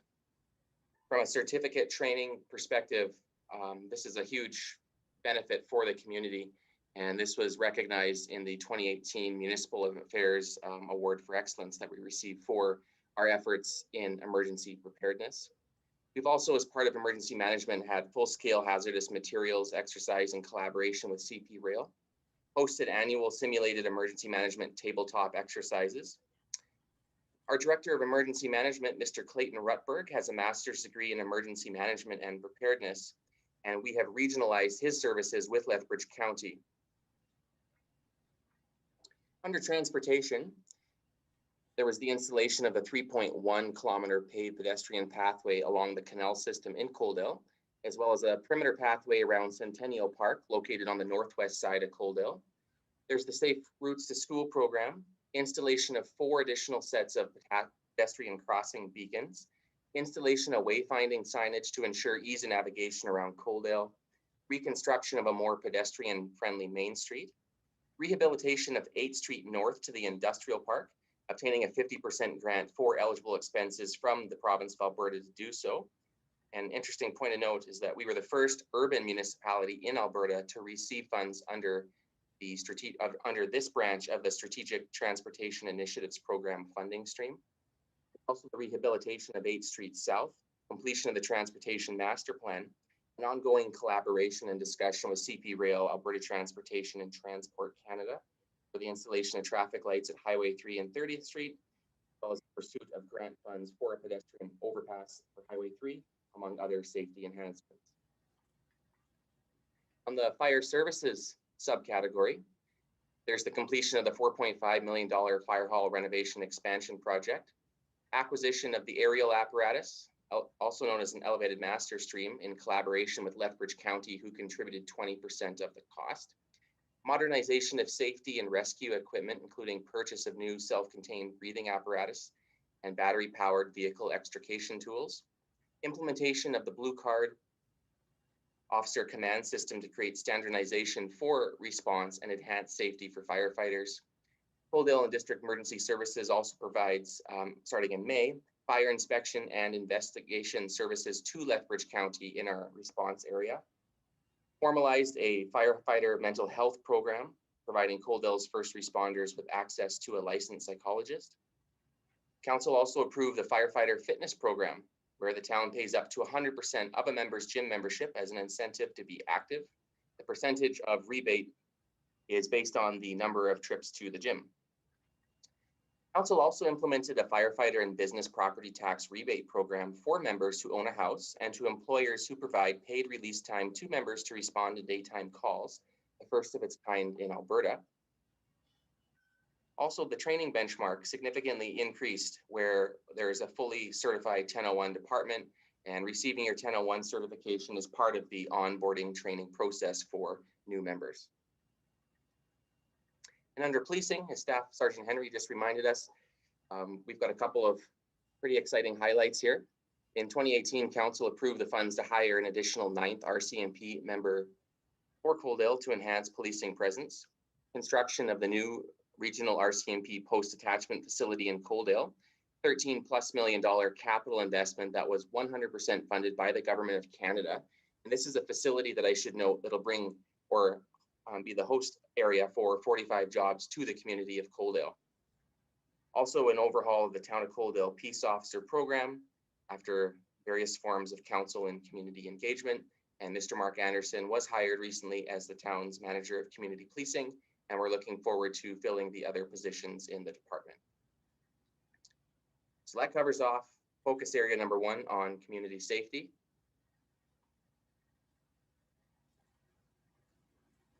Any questions from council on the community safety before I move on to livability? Council, any questions on the first portion, community safety?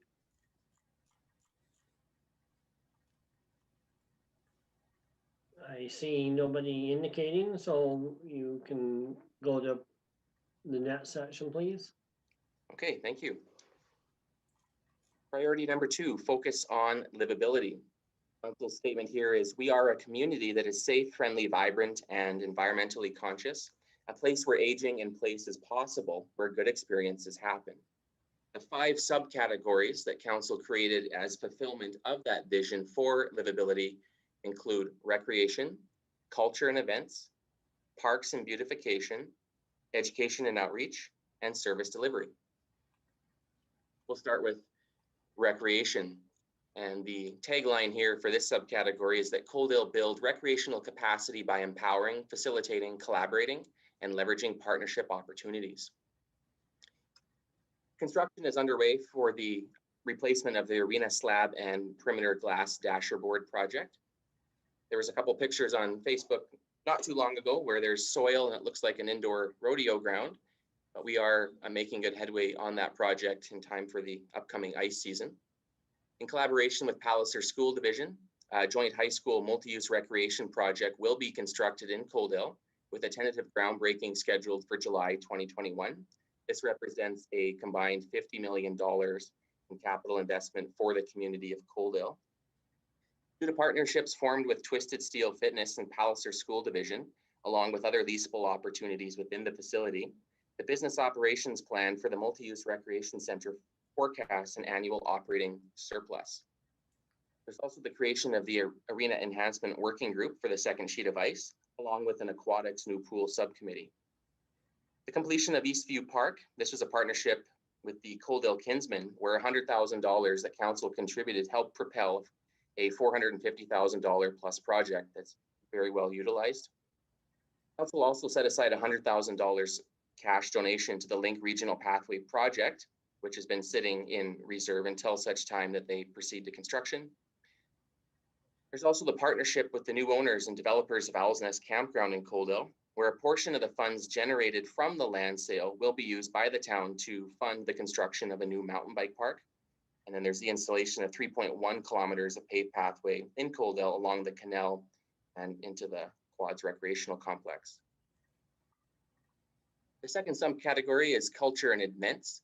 Showcase our community through our support for culture and our recognized events. Local businesses were highlighted in each edition of the town's Main Street newsletter. There was also the creation of Settler Days and Night of Lights volunteer working groups, which have greatly enhanced both events.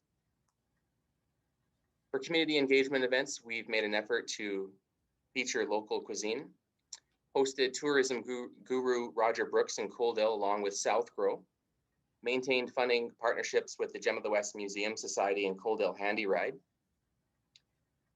Foundation remediation project was approved by council for the Gem Museum building. This will prevent water leaking into the basement.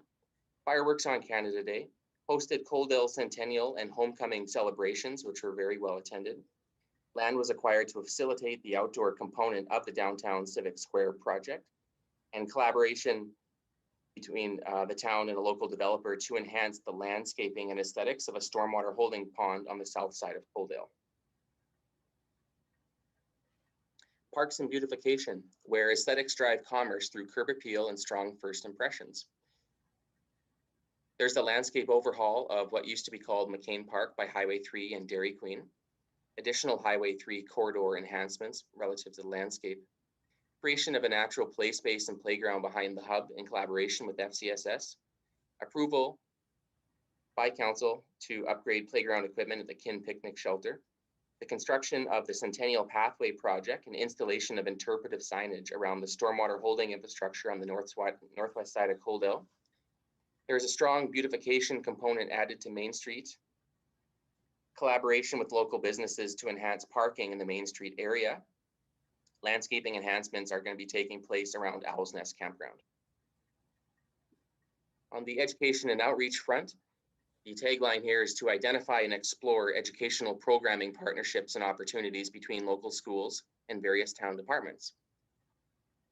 There's the dual credit high school post-secondary Kate Andrews Fire Academy, CAFA, that was created and instructed and is being instructed by Town of Coaldale firefighters, along with a few guest speakers for students in the Palliser School Division. So there's not only students that go to school here in Coaldale, but from other communities, drawing them here to Coaldale. There's an outstanding working relationship between the Town of Coaldale and Palliser School Division, culminating in the recent announcement of a new high school, grades 7 to 12, for this community. In discussions with Twisted Steel Fitness about the provision of gym passes for high school students in Coaldale, and administration plans to incorporate into the RFP for the into an RFP for daycare space within the multi-use rec center, the possibility of high school employment, which in turn could evolve into a dual credit early childhood education program with Palliser schools, mirroring the model that we have with the Fire Academy. The final pillar under livability is service delivery, where there's a focus on professionalism and innovation in service delivery.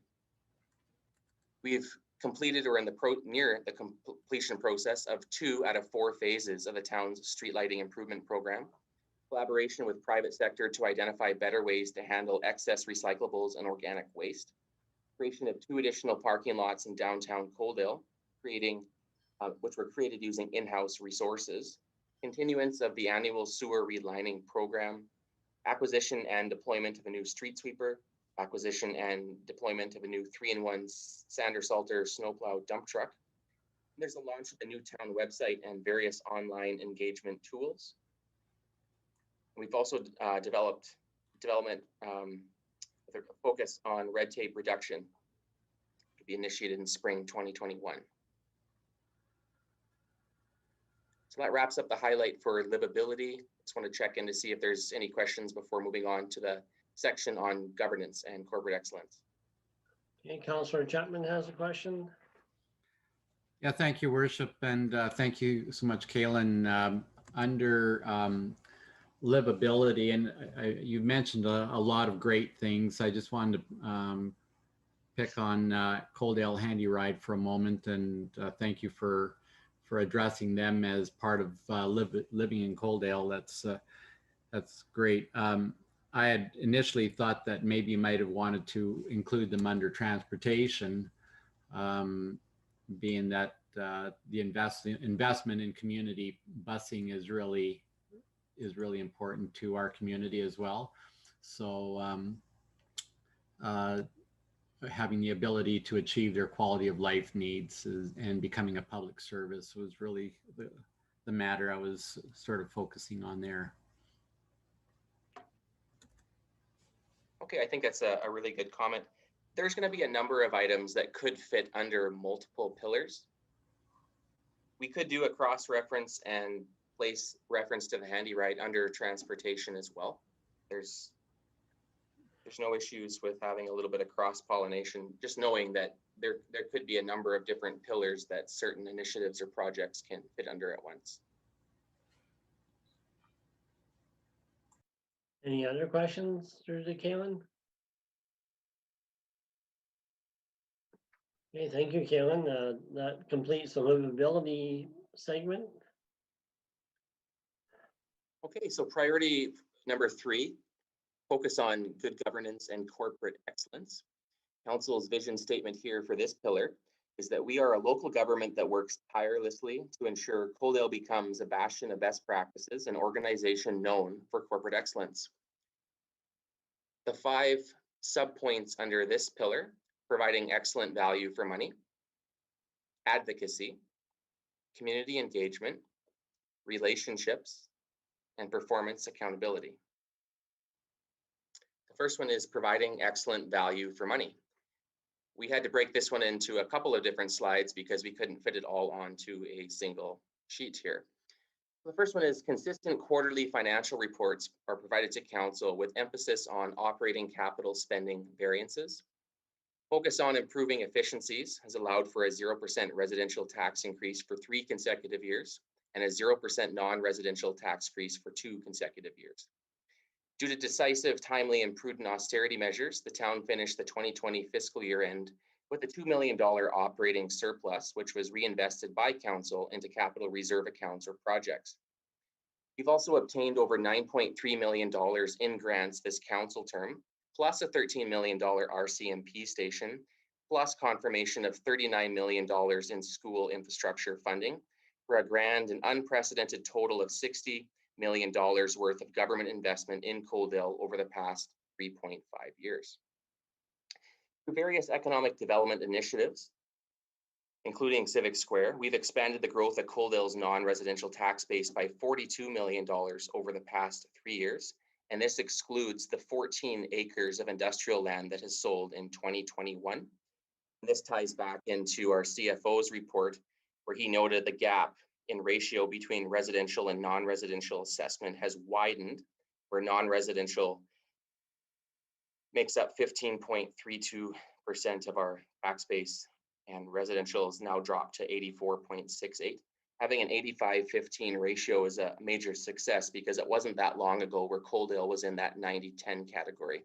So if you want to know why the ratio has widened up to 15.32% for non-residential, $42 million of economic development projects over the past 3 years. Also, the launch of the Questica Open Book. This was presented to council not too long ago, and this is a citizen self-serve financial information reporting resource, publicly accessible and provides stakeholders with an interactive experience when reviewing the town's operating and capital budget, spending year-to-date, future projections, as well as other demographic information. For each year this council term, an annual report has been published to provide clear and financially transparent information, and I should mention that is an award-winning report. Public-private partnership with Twisted Steel to generate additional revenue for the rec center.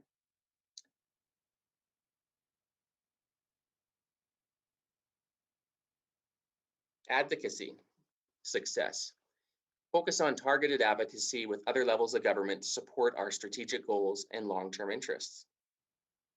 There were significant advocacy efforts that took place with the province of Alberta to ensure Coaldale was given strong and fair consideration for school funding. There was a 640-page technical report about the project that was drafted, the obtainment of multiple technical reports, multiple meetings with our MLA and Palliser School Division regarding the project. The town of Coaldale also went to federal court to advocate for a 70%, 30% federal funding split for RCMP policing costs, but unfortunately was not successful. Participated in meetings with Alberta Health Services to advocate for enhanced service levels in Coaldale, with another one coming up in the next couple of weeks.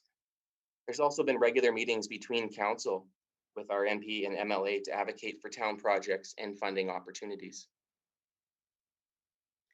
On the community engagement side, the tagline is encourage proactive and meaningful engagement. There's been unprecedented community engagement efforts that have taken place this council term. They are unfortunately too numerous to name in full for the purposes of this presentation. Questica Open Book financial reporting software was launched and open to the public. Overhaul of the town's website. The creation of 5 major working groups this term, along with numerous community-based project-specific groups. Recent launch of the town's Let's Connect engagement platform page that has and will continue to serve the outreach needs for future public hearings, projects, and initiatives, collaboration with AHS on various public health initiatives. On the relationship front, the goal is to create and maintain strong relationships with our regional neighbors and other levels of government. There's a strong, fruitful relationship with SMRID. They've contributed capital dollars to 3 major town-involved stormwater projects, as well as the use of road right-of-way for the paved pathway expansion through Coaldale. Strong, fruitful relationship with Palliser School Division, and a strong, fruitful relationship with Lethbridge County, which has produced the following collaborations this term. First of its kind funding for recreation at $90,000 a year. Our regional Director of Emergency Management Program. The town will soon be conducting inspections and investigations for fire in Lethbridge County response territory. There's the shared capital funding for 3 phases of the Moy Drain Implementation Master Plan. And recently, hot off the press, a 3-year extension for the Town-County Fire Services Agreement. There's also been a lot of continued dialogue with Main Street business owners that began during the design process for the Main Street infrastructure and streetscape project. On the performance accountability front, the goal is to have a focus on implementing best practices and professionalism. Very soon into this council term, council made the decision to live stream its council meetings. There's now an open web portal for town finances. Received full marks from Municipal Affairs in our annual performance metric assessment. 2-time consecutive winner of the Financial Reporting Award. Published comparative analysis beginning in 2019, which provides residents with context for Coaldale's performance relative to peers, also known as a benchmarking exercise. Strong and continuous investment into staff training. And then we are about ready to launch our 2nd leadership course in the town operations department, but this is the Made in Coaldale Leadership Edition, where different departments will be the professors that will present to their peers over a streamed coffee, where there'll be a targeted, focused learning module based on the specific area of expertise of that department. So we're looking forward to launching that.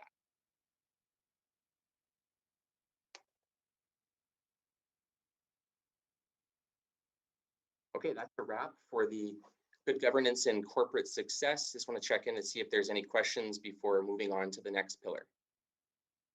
Council, any questions through to CAO on that segment? Okay, it looks like you can continue on. Okay. Priority number 4, focus on economic health. The vision here for council is we are committed to making Coaldale a vibrant, innovative, and inviting commerce center, and will make bold and strategic decisions that will produce long-term dividends for the community. The 4 subcategories within this pillar are revitalize downtown, business retention and health, facilitate private sector initiatives, and business attraction. Under revitalize downtown, support infrastructure improvements and business vitality in our downtown core to create economic momentum for the town. The Main Street infrastructure and beautification project is not only complete, but came in $1.2 million under the original budget. Received really good prices for that tender. Network of mainstream businesses have been formed, along with monthly meetings and publications updating them on the Main Street project. Existing businesses already updating the physical appearance of their buildings on Main Street, which is very exciting to see. Outdoor street patio approved for a local pub on Main Street, and the construction of a 20,000 square foot multi-purpose civic square commercial office center. Revitalized downtown continued. Aesthetic upgrades to the Highway 3 corridor, acquisition of the old decrepit 7-Eleven building, creation and installation of wayfinding signage throughout downtown, proactive purchase of decrepit commercial buildings on Main Street to springboard and facilitate phase 2 of the Civic Square commercial space, creation of downtown parking lots beside the library and current town office to enhance parking. The second subcategory is business retention and health. Our existing businesses fuel our economy, and we support them while attracting new businesses.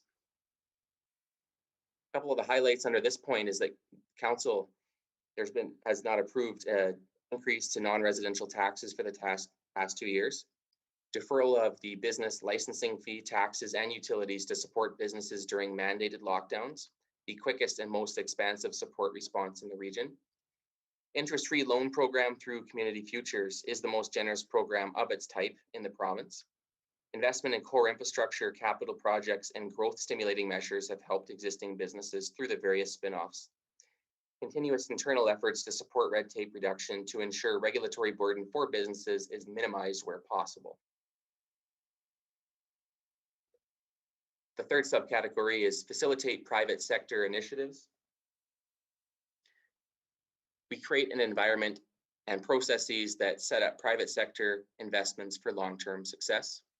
Industrial lots in the town's Northeast Industrial Park are nearly sold out. There's less than 10 acres remaining if all current agreements close. Private investors are interested in building a new industrial park in Coaldale if the right framework is in place. Paving the way for the Civic Square project led to millions of dollars in private sector investment in Coaldale's downtown. If approved, the 20-acre development near the quads will create between $180,000 to $250,000 a year in property taxes once full build-out is achieved. Engagement efforts are continuing and ongoing for that project.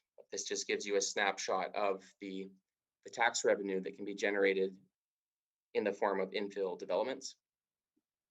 Divesting of Owl's Nest campground land so the private sector can service and operate the site. This will promote tourism and various spin-offs. Town using the funds from the sale of a non-operational campground, which was previously a financial and maintenance liability, cash for infrastructure upgrades and a mountain bike park. The town is well positioned to resell the land around the joint high school rec center to a private developer. The profits from that sale will allow the town to pay cash for various core infrastructure upgrades in Coaldale. That land is certainly much more attractive given the core anchor amenity that will be there in the form of a school, joint school rec center. There's also the public-private partnership with Twisted Steel that will be locating within the rec center, as well as additional lease spaces that'll be in the rec center, including an indoor playground / daycare. The RFP for that is forthcoming. Under business attraction, the goal is to position our town as the best place to grow a business with a focus on businesses that align with our strategic direction. 4 catchphrases here that help summarize the essence of what's taking place in this area. A rising tide lifts all boats. Leveraging strategic partnerships with Southgrow, Canada's premier food corridor, Lethbridge Region Economic Recovery Task Force, to attract and support investment in the broader region, recognizing that in the long term, our neighbors' success fuels ours. Spread the word. Aggressively market Coaldale's exceptional value proposition. Taxes are lower. Our industrial land is attractively priced. We have a steadily growing labor force and a commitment to treating business owners as clients to be given excellent service. Build trust through service. Identify key local operators and investors and foster a relationship between them and the town to promote continued investment in Coaldale. And then the Coaldale difference, recognizing business owners value their time, provide an informal window where business owners can easily work with the town to get the information and services they need to grow and succeed hassle-free.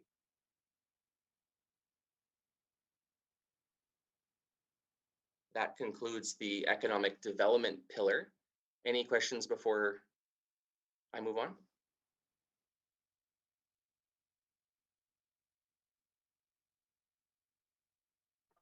I would just comment that, I think the future of the Highway 3 corridor, and it's probably a testament to the hard work of our MLA for a lot of advocacy to bring a lot of infrastructure investment our way. And so I think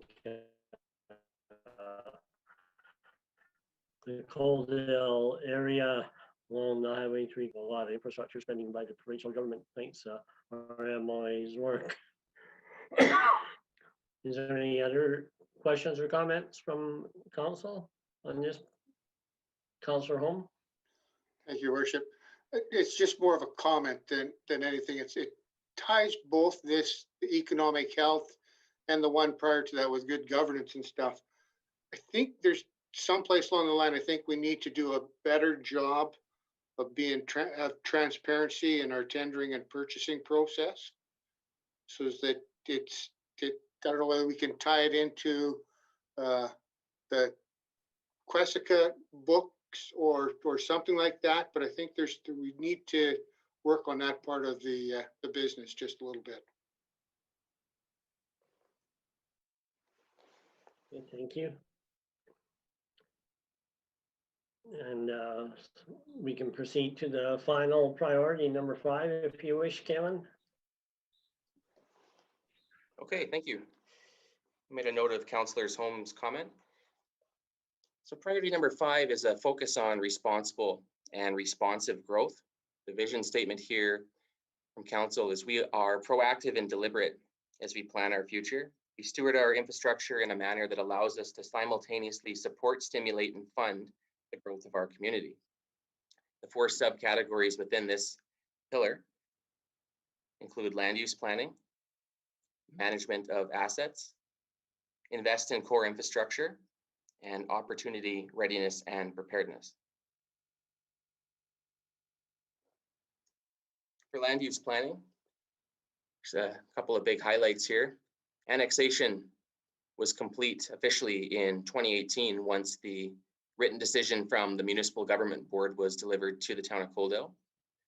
Completion of major studies, including Transportation Master Plan, Infrastructure Master Plan, Municipal Development Plan. And as a result of those studies, we are now positioned to undertake a review of the off-site levies bylaw. There's also been a high level of interest in private investment into new residential areas to support Coaldale's growth for years to come. There's the Westgate expansion, South Coaldale Area Structure Plan, work with existing developer of Parkside to secure new investment, and the marketing of the Northwest area near the Joint High School, Rec Center, not to mention some of the other land holdings, which I can't mention publicly at this time.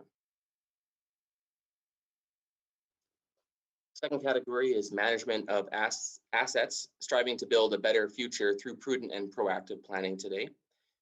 We've been fortunate to receive 2 $50,000 grants from the Federation of Canadian municipalities to assist in the creation and implementation of our asset management program. And town administration is also part of an asset management cohort where we are working and collaborating with other municipalities to share best practices. This also ties in with the master plans that were recently completed, and those are going to help inform the long-term financial analysis and long-term budgeting for the community. Invest in core infrastructure, ensuring that Coaldale remains safe, livable, and sustainable. The wastewater treatment plant build and expansion design is near completion, and it'll be ready for tender in May 2021. There's the replacement and upgrades to the sanitary lift station. Those are complete or very close to being complete. We also have our ongoing sewer relining program. Funding has been secured and land acquisition and design is underway for phase 2B of the Moy Drain Stormwater Infrastructure Project on the south side of Coaldale. Installation of roadways and underground services to the site of the Joint High School Rec Center, that will be taking place this year as well. Construction of phase 4 of the town's Northeast Industrial Park, that took place this term and it's nearly sold out. There'll be installation of signal lights at the intersection of Highway 3 and 30th Street that'll be taking place late this spring and into the summer. We're also going to be installing the second lift of asphalt in the Northeast Industrial Park sometime in 2021.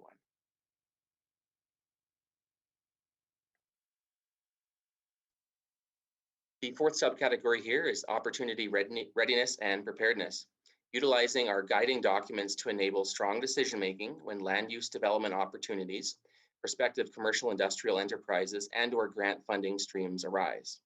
This involves updated MDP guidelines increasing the density in new development, ensuring access to affordable and variable housing choices to support a range of needs, decreased long-term infrastructure maintenance and replacement costs, ensures Coaldale remains marketable as demographics and economic needs shift over time. The infrastructure master plan will guide the review of the offsite levy requirements, and this will ensure balance between competitive position in the regional market, that being with other municipalities, and appropriate funding for new infrastructure that will be required as a result of the growth from private sector. Transportation Master Plan addresses existing and future connectivity concerns. Current and upcoming transportation needs are mapped out before they become urgent, and historic issues are better understood. Active modes transportation is part of a broader community needs analysis. And that concludes the fifth and final focus area in the council strategic plan. Again, I'm happy to field any questions from council. And if there's any highlights that may have been missed, please let me know, because this is a document that's easy to edit, and I'm sure it'll grow as we progress in the year. Well, thank you very much, Kalen, for preparing this. It's quite a comprehensive document and touches on a lot of tenets of our strategic plan. And like they say, if you don't plan, if you fail to plan, you plan to fail. And looking at this strategic plan that council imagined at the beginning of the term, it's really good to see that this isn't one of the documents that gathered shelf on somebody's bookcase. It was an active, dynamic document, and very well, I'm sure it's you can well imagine the exhausting pace of administration had to keep up to accomplish all the things that were contained within there. And as Kalen said, not all of the successes were captured, and as Councillor Holmes said, perhaps not all of the weaknesses or potential failures were necessarily captured, but I think it gives a really good glimpse of the way that we were able to keep honest to the strategic plan. And really a lot of kudos in my mind go to the corporate body, council, and administration and staff of the town of Coaldale, especially in a period of a global pandemic where the tendency might be able to drop tools and just kind of be frozen in place and whatnot. And with the report that we have in front of us, it certainly testifies that there was nobody that sincere appreciation to both council and administration. Are there any other questions through to our CAO? Councillor Lloyd? Thank you, Your Worship. I totally agree with you. It's an excellent report, and we hope we can make it available to as many people as possible. I'm sure it'll be online, but will we also be able to get some hard copies for people that don't go online? We can certainly do that quite easily and leave them at the front counter for people. So if you'd like to spread the word to anyone that would like a copy that wouldn't have access to the online version, it would be fairly simple for us to leave some printed copies. Anybody, Awesome, thanks. anybody else have any comments or questions? Okay, well, thank you again for that presentation, and at this time, we would just require a motion to accept that report. If Councillor White moves, any discussion? All in favor? That's unanimous. Councillor Avery, Simpson, Chapman, Lloyd, Paul, Holm, and myself. Unanimous, thank you. And then we go on to 8.3 subdivision approval time extension request. And that'll be Cameron filling in for Spencer. Go ahead, Cameron. Thank you, Mr. Mayor. So this is a relatively simple matter. Yes, and as mentioned, I'm just going to fill in for Spencer on this and the next item. Back in April of 2020, subdivision 2020-0-031 was approved. So that was for Peter Boss's property on the west side of town.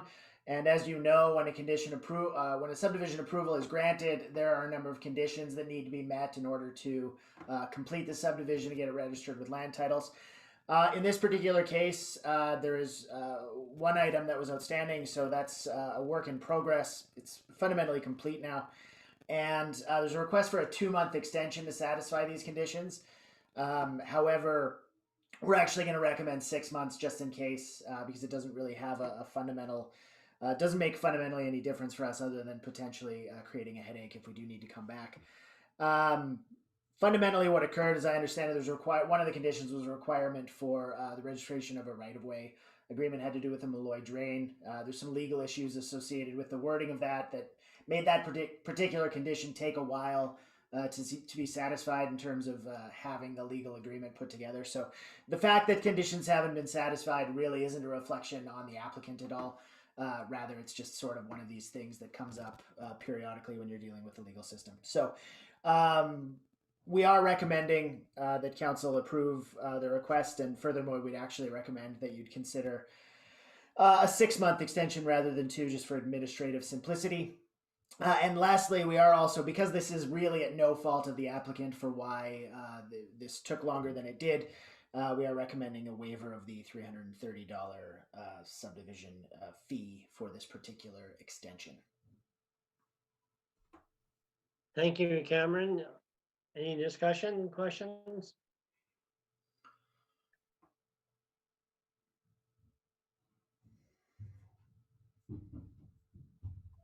Councillor Holm?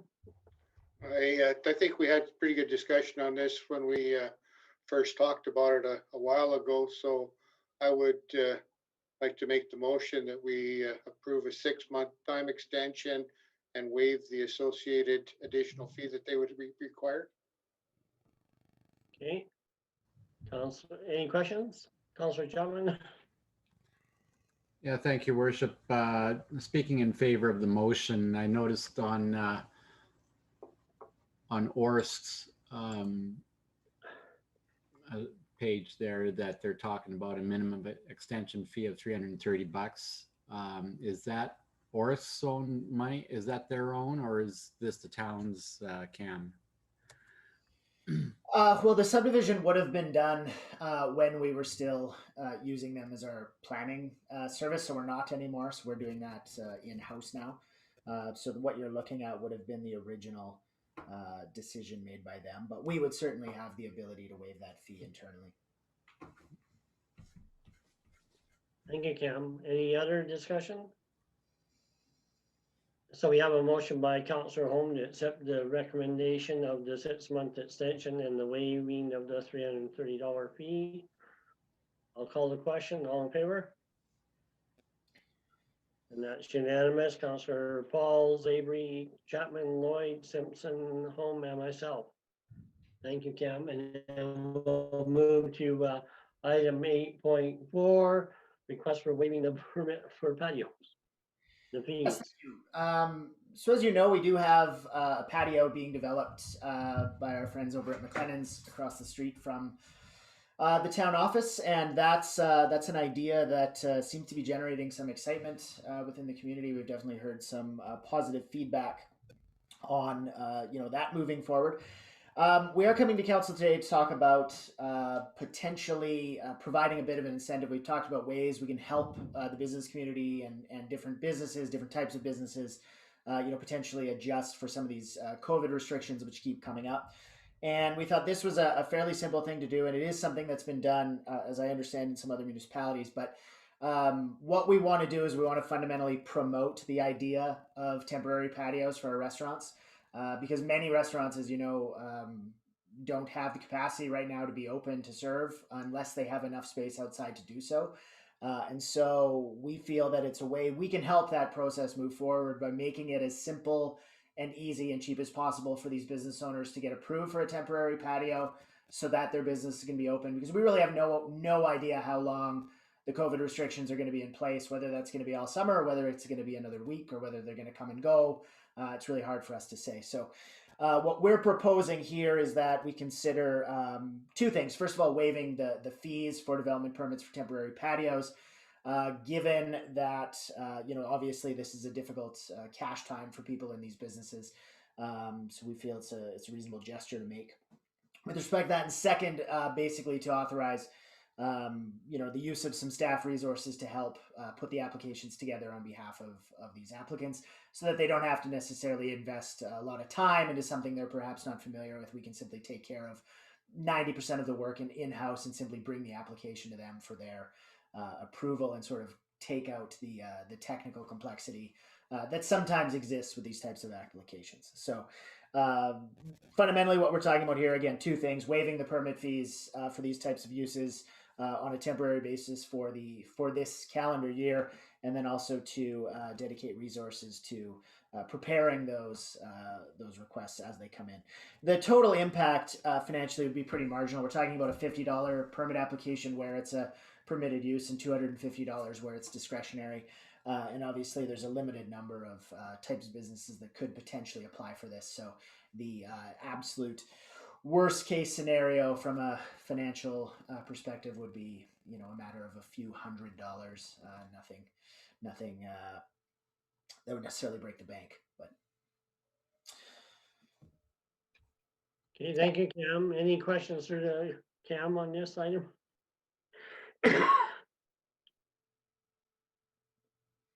Councillor Simpson? Thank you, Your Worship. I just want to say I'm in favor of this and I would make the motion for it. I just want to say thank you for thinking of these businesses that can't be open at this time and giving them an option to, within a shorter time crunch, be able to open and serve their customers. Right. So I appreciate that, and I'm willing to make the motion for it as it's stated in the report. Okay, thank you, Councillor Simpson. Councillor Chapman, your hand went up. Do you still have a question or comment? Go ahead. Yes, thank you, Worship. And again, speaking in favor of the motion through to Cam.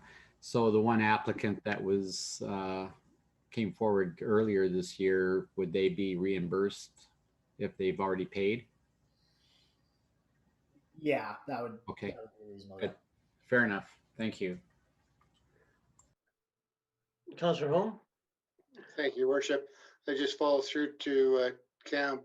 Are we in contact with Alberta Health Services on all of these and making sure that we don't approve something that may not meet with their requirements with different, because this COVID start and finish line seems to move about weekly. So I'm just wondering if we have somebody on staff who's following that very closely to ensure we're not getting ourselves in hot water. Yeah, understood. I appreciate the question. So the way this works is we're simply, and we have these conversations. We always have these conversations with restaurant owners or other types of businesses whenever we're in an area where there's cross regulation, right? And so in this particular case, the development permit is going to address issues of space and location relative to property lines and parking and things like that. And conditions of these permits is that they comply with other regulations, right? So there's certainly an Alberta Health Services component and there's an AGLC component as well that need to be met. What we do is simply ensure that the applicants make sure that they're coordinating those. My understanding is the AGLC, in terms of the liquor license, actually has the AHS component sort of built into it. And the restaurant owners tend to be very comfortable working with the AGLC because that's something they do regularly. So in our experience, it's not really something where we need to sort of interpret AHS on their behalf, but we do simply make sure that they're aware of that necessity as well. Okay. And Cameron, with this, with, I guess, the logistics of where the placement of the patio, it'd have to make sense in a public safety perspective and transportation and all those things, right? Just because we're doing this doesn't necessarily mean that we're gonna arbitrarily approve a patio where it shouldn't go, is that right? Right, absolutely. So we're not sort of granting a guarantee that anything that's requested will be approved. What we're doing is we're saying we'll take the work out of asking for the permit and we'll take the cost out of it. So the permit still needs to meet the requirements of the bylaw. If it's a permitted use, it's a fairly simple thing. We can take care of it in-house. If it's something like what was approved for McLennan's, it still needs to go to MPC for approval. MPC will have the usual considerations. We're just trying to make it take out as much of the red tape and as much of the time and as much of the cost as we can without sort of forfeiting the right to make sure that the correct things are happening for the community. Okay, good. So we have a motion on the floor by Councillor Simpson. Any more discussion? Call the question, all in favor? And that's all seven, Councillor Avery, Paul, Simpson, Lloyd, Chapman, Holm, and myself. Thank you, Cameron. Thank you. And then we have item number 9.1 and the federal census. So Lana did up a report for that. Thanks, Mayor. The staff report was pretty straightforward. Statistics Canada has been tasked to complete a federal census, which starts on May 3rd. So they're just asking for support from municipalities by way of resolution and as a way of informing the public that they're doing so. Okay, thank you, Anna. Is there any questions through the administration? Like she says, it's quite straightforward. Does anybody care to support the census by making a motion as presented? Councillor Lloyd, any discussion? I see none. I'll call the question. All in favor? And that's carried unanimously. Councillor Avery, Pauls, Chapman, Lloyd, Simpson, and Holm, as well as myself. And would that also be posted on our town website, social media as well? I do believe that it has already been shared, but I will follow up with that as well. Because, I guess it can't be lost on everybody that the actual thorough and robust response to the census translates into per capita grants by other levels of government and that. So, like to say, vote often if you can, so that we can get lots of grants. Absolutely. Okay, thank you, Anna. Yeah, I think there is no items in anything on 10, 11, or 12. So we're at the end of our public agenda, so I would move for a motion to go into closed session. Councillor Lloyd moves into closed session. All in favor? Okay, and that's unanimous. Councillor Avery, Pauls, Chapman, Lloyd, Simpson, Holm, and myself. So thank you very much, everybody, and we'll continue with the closed session momentarily.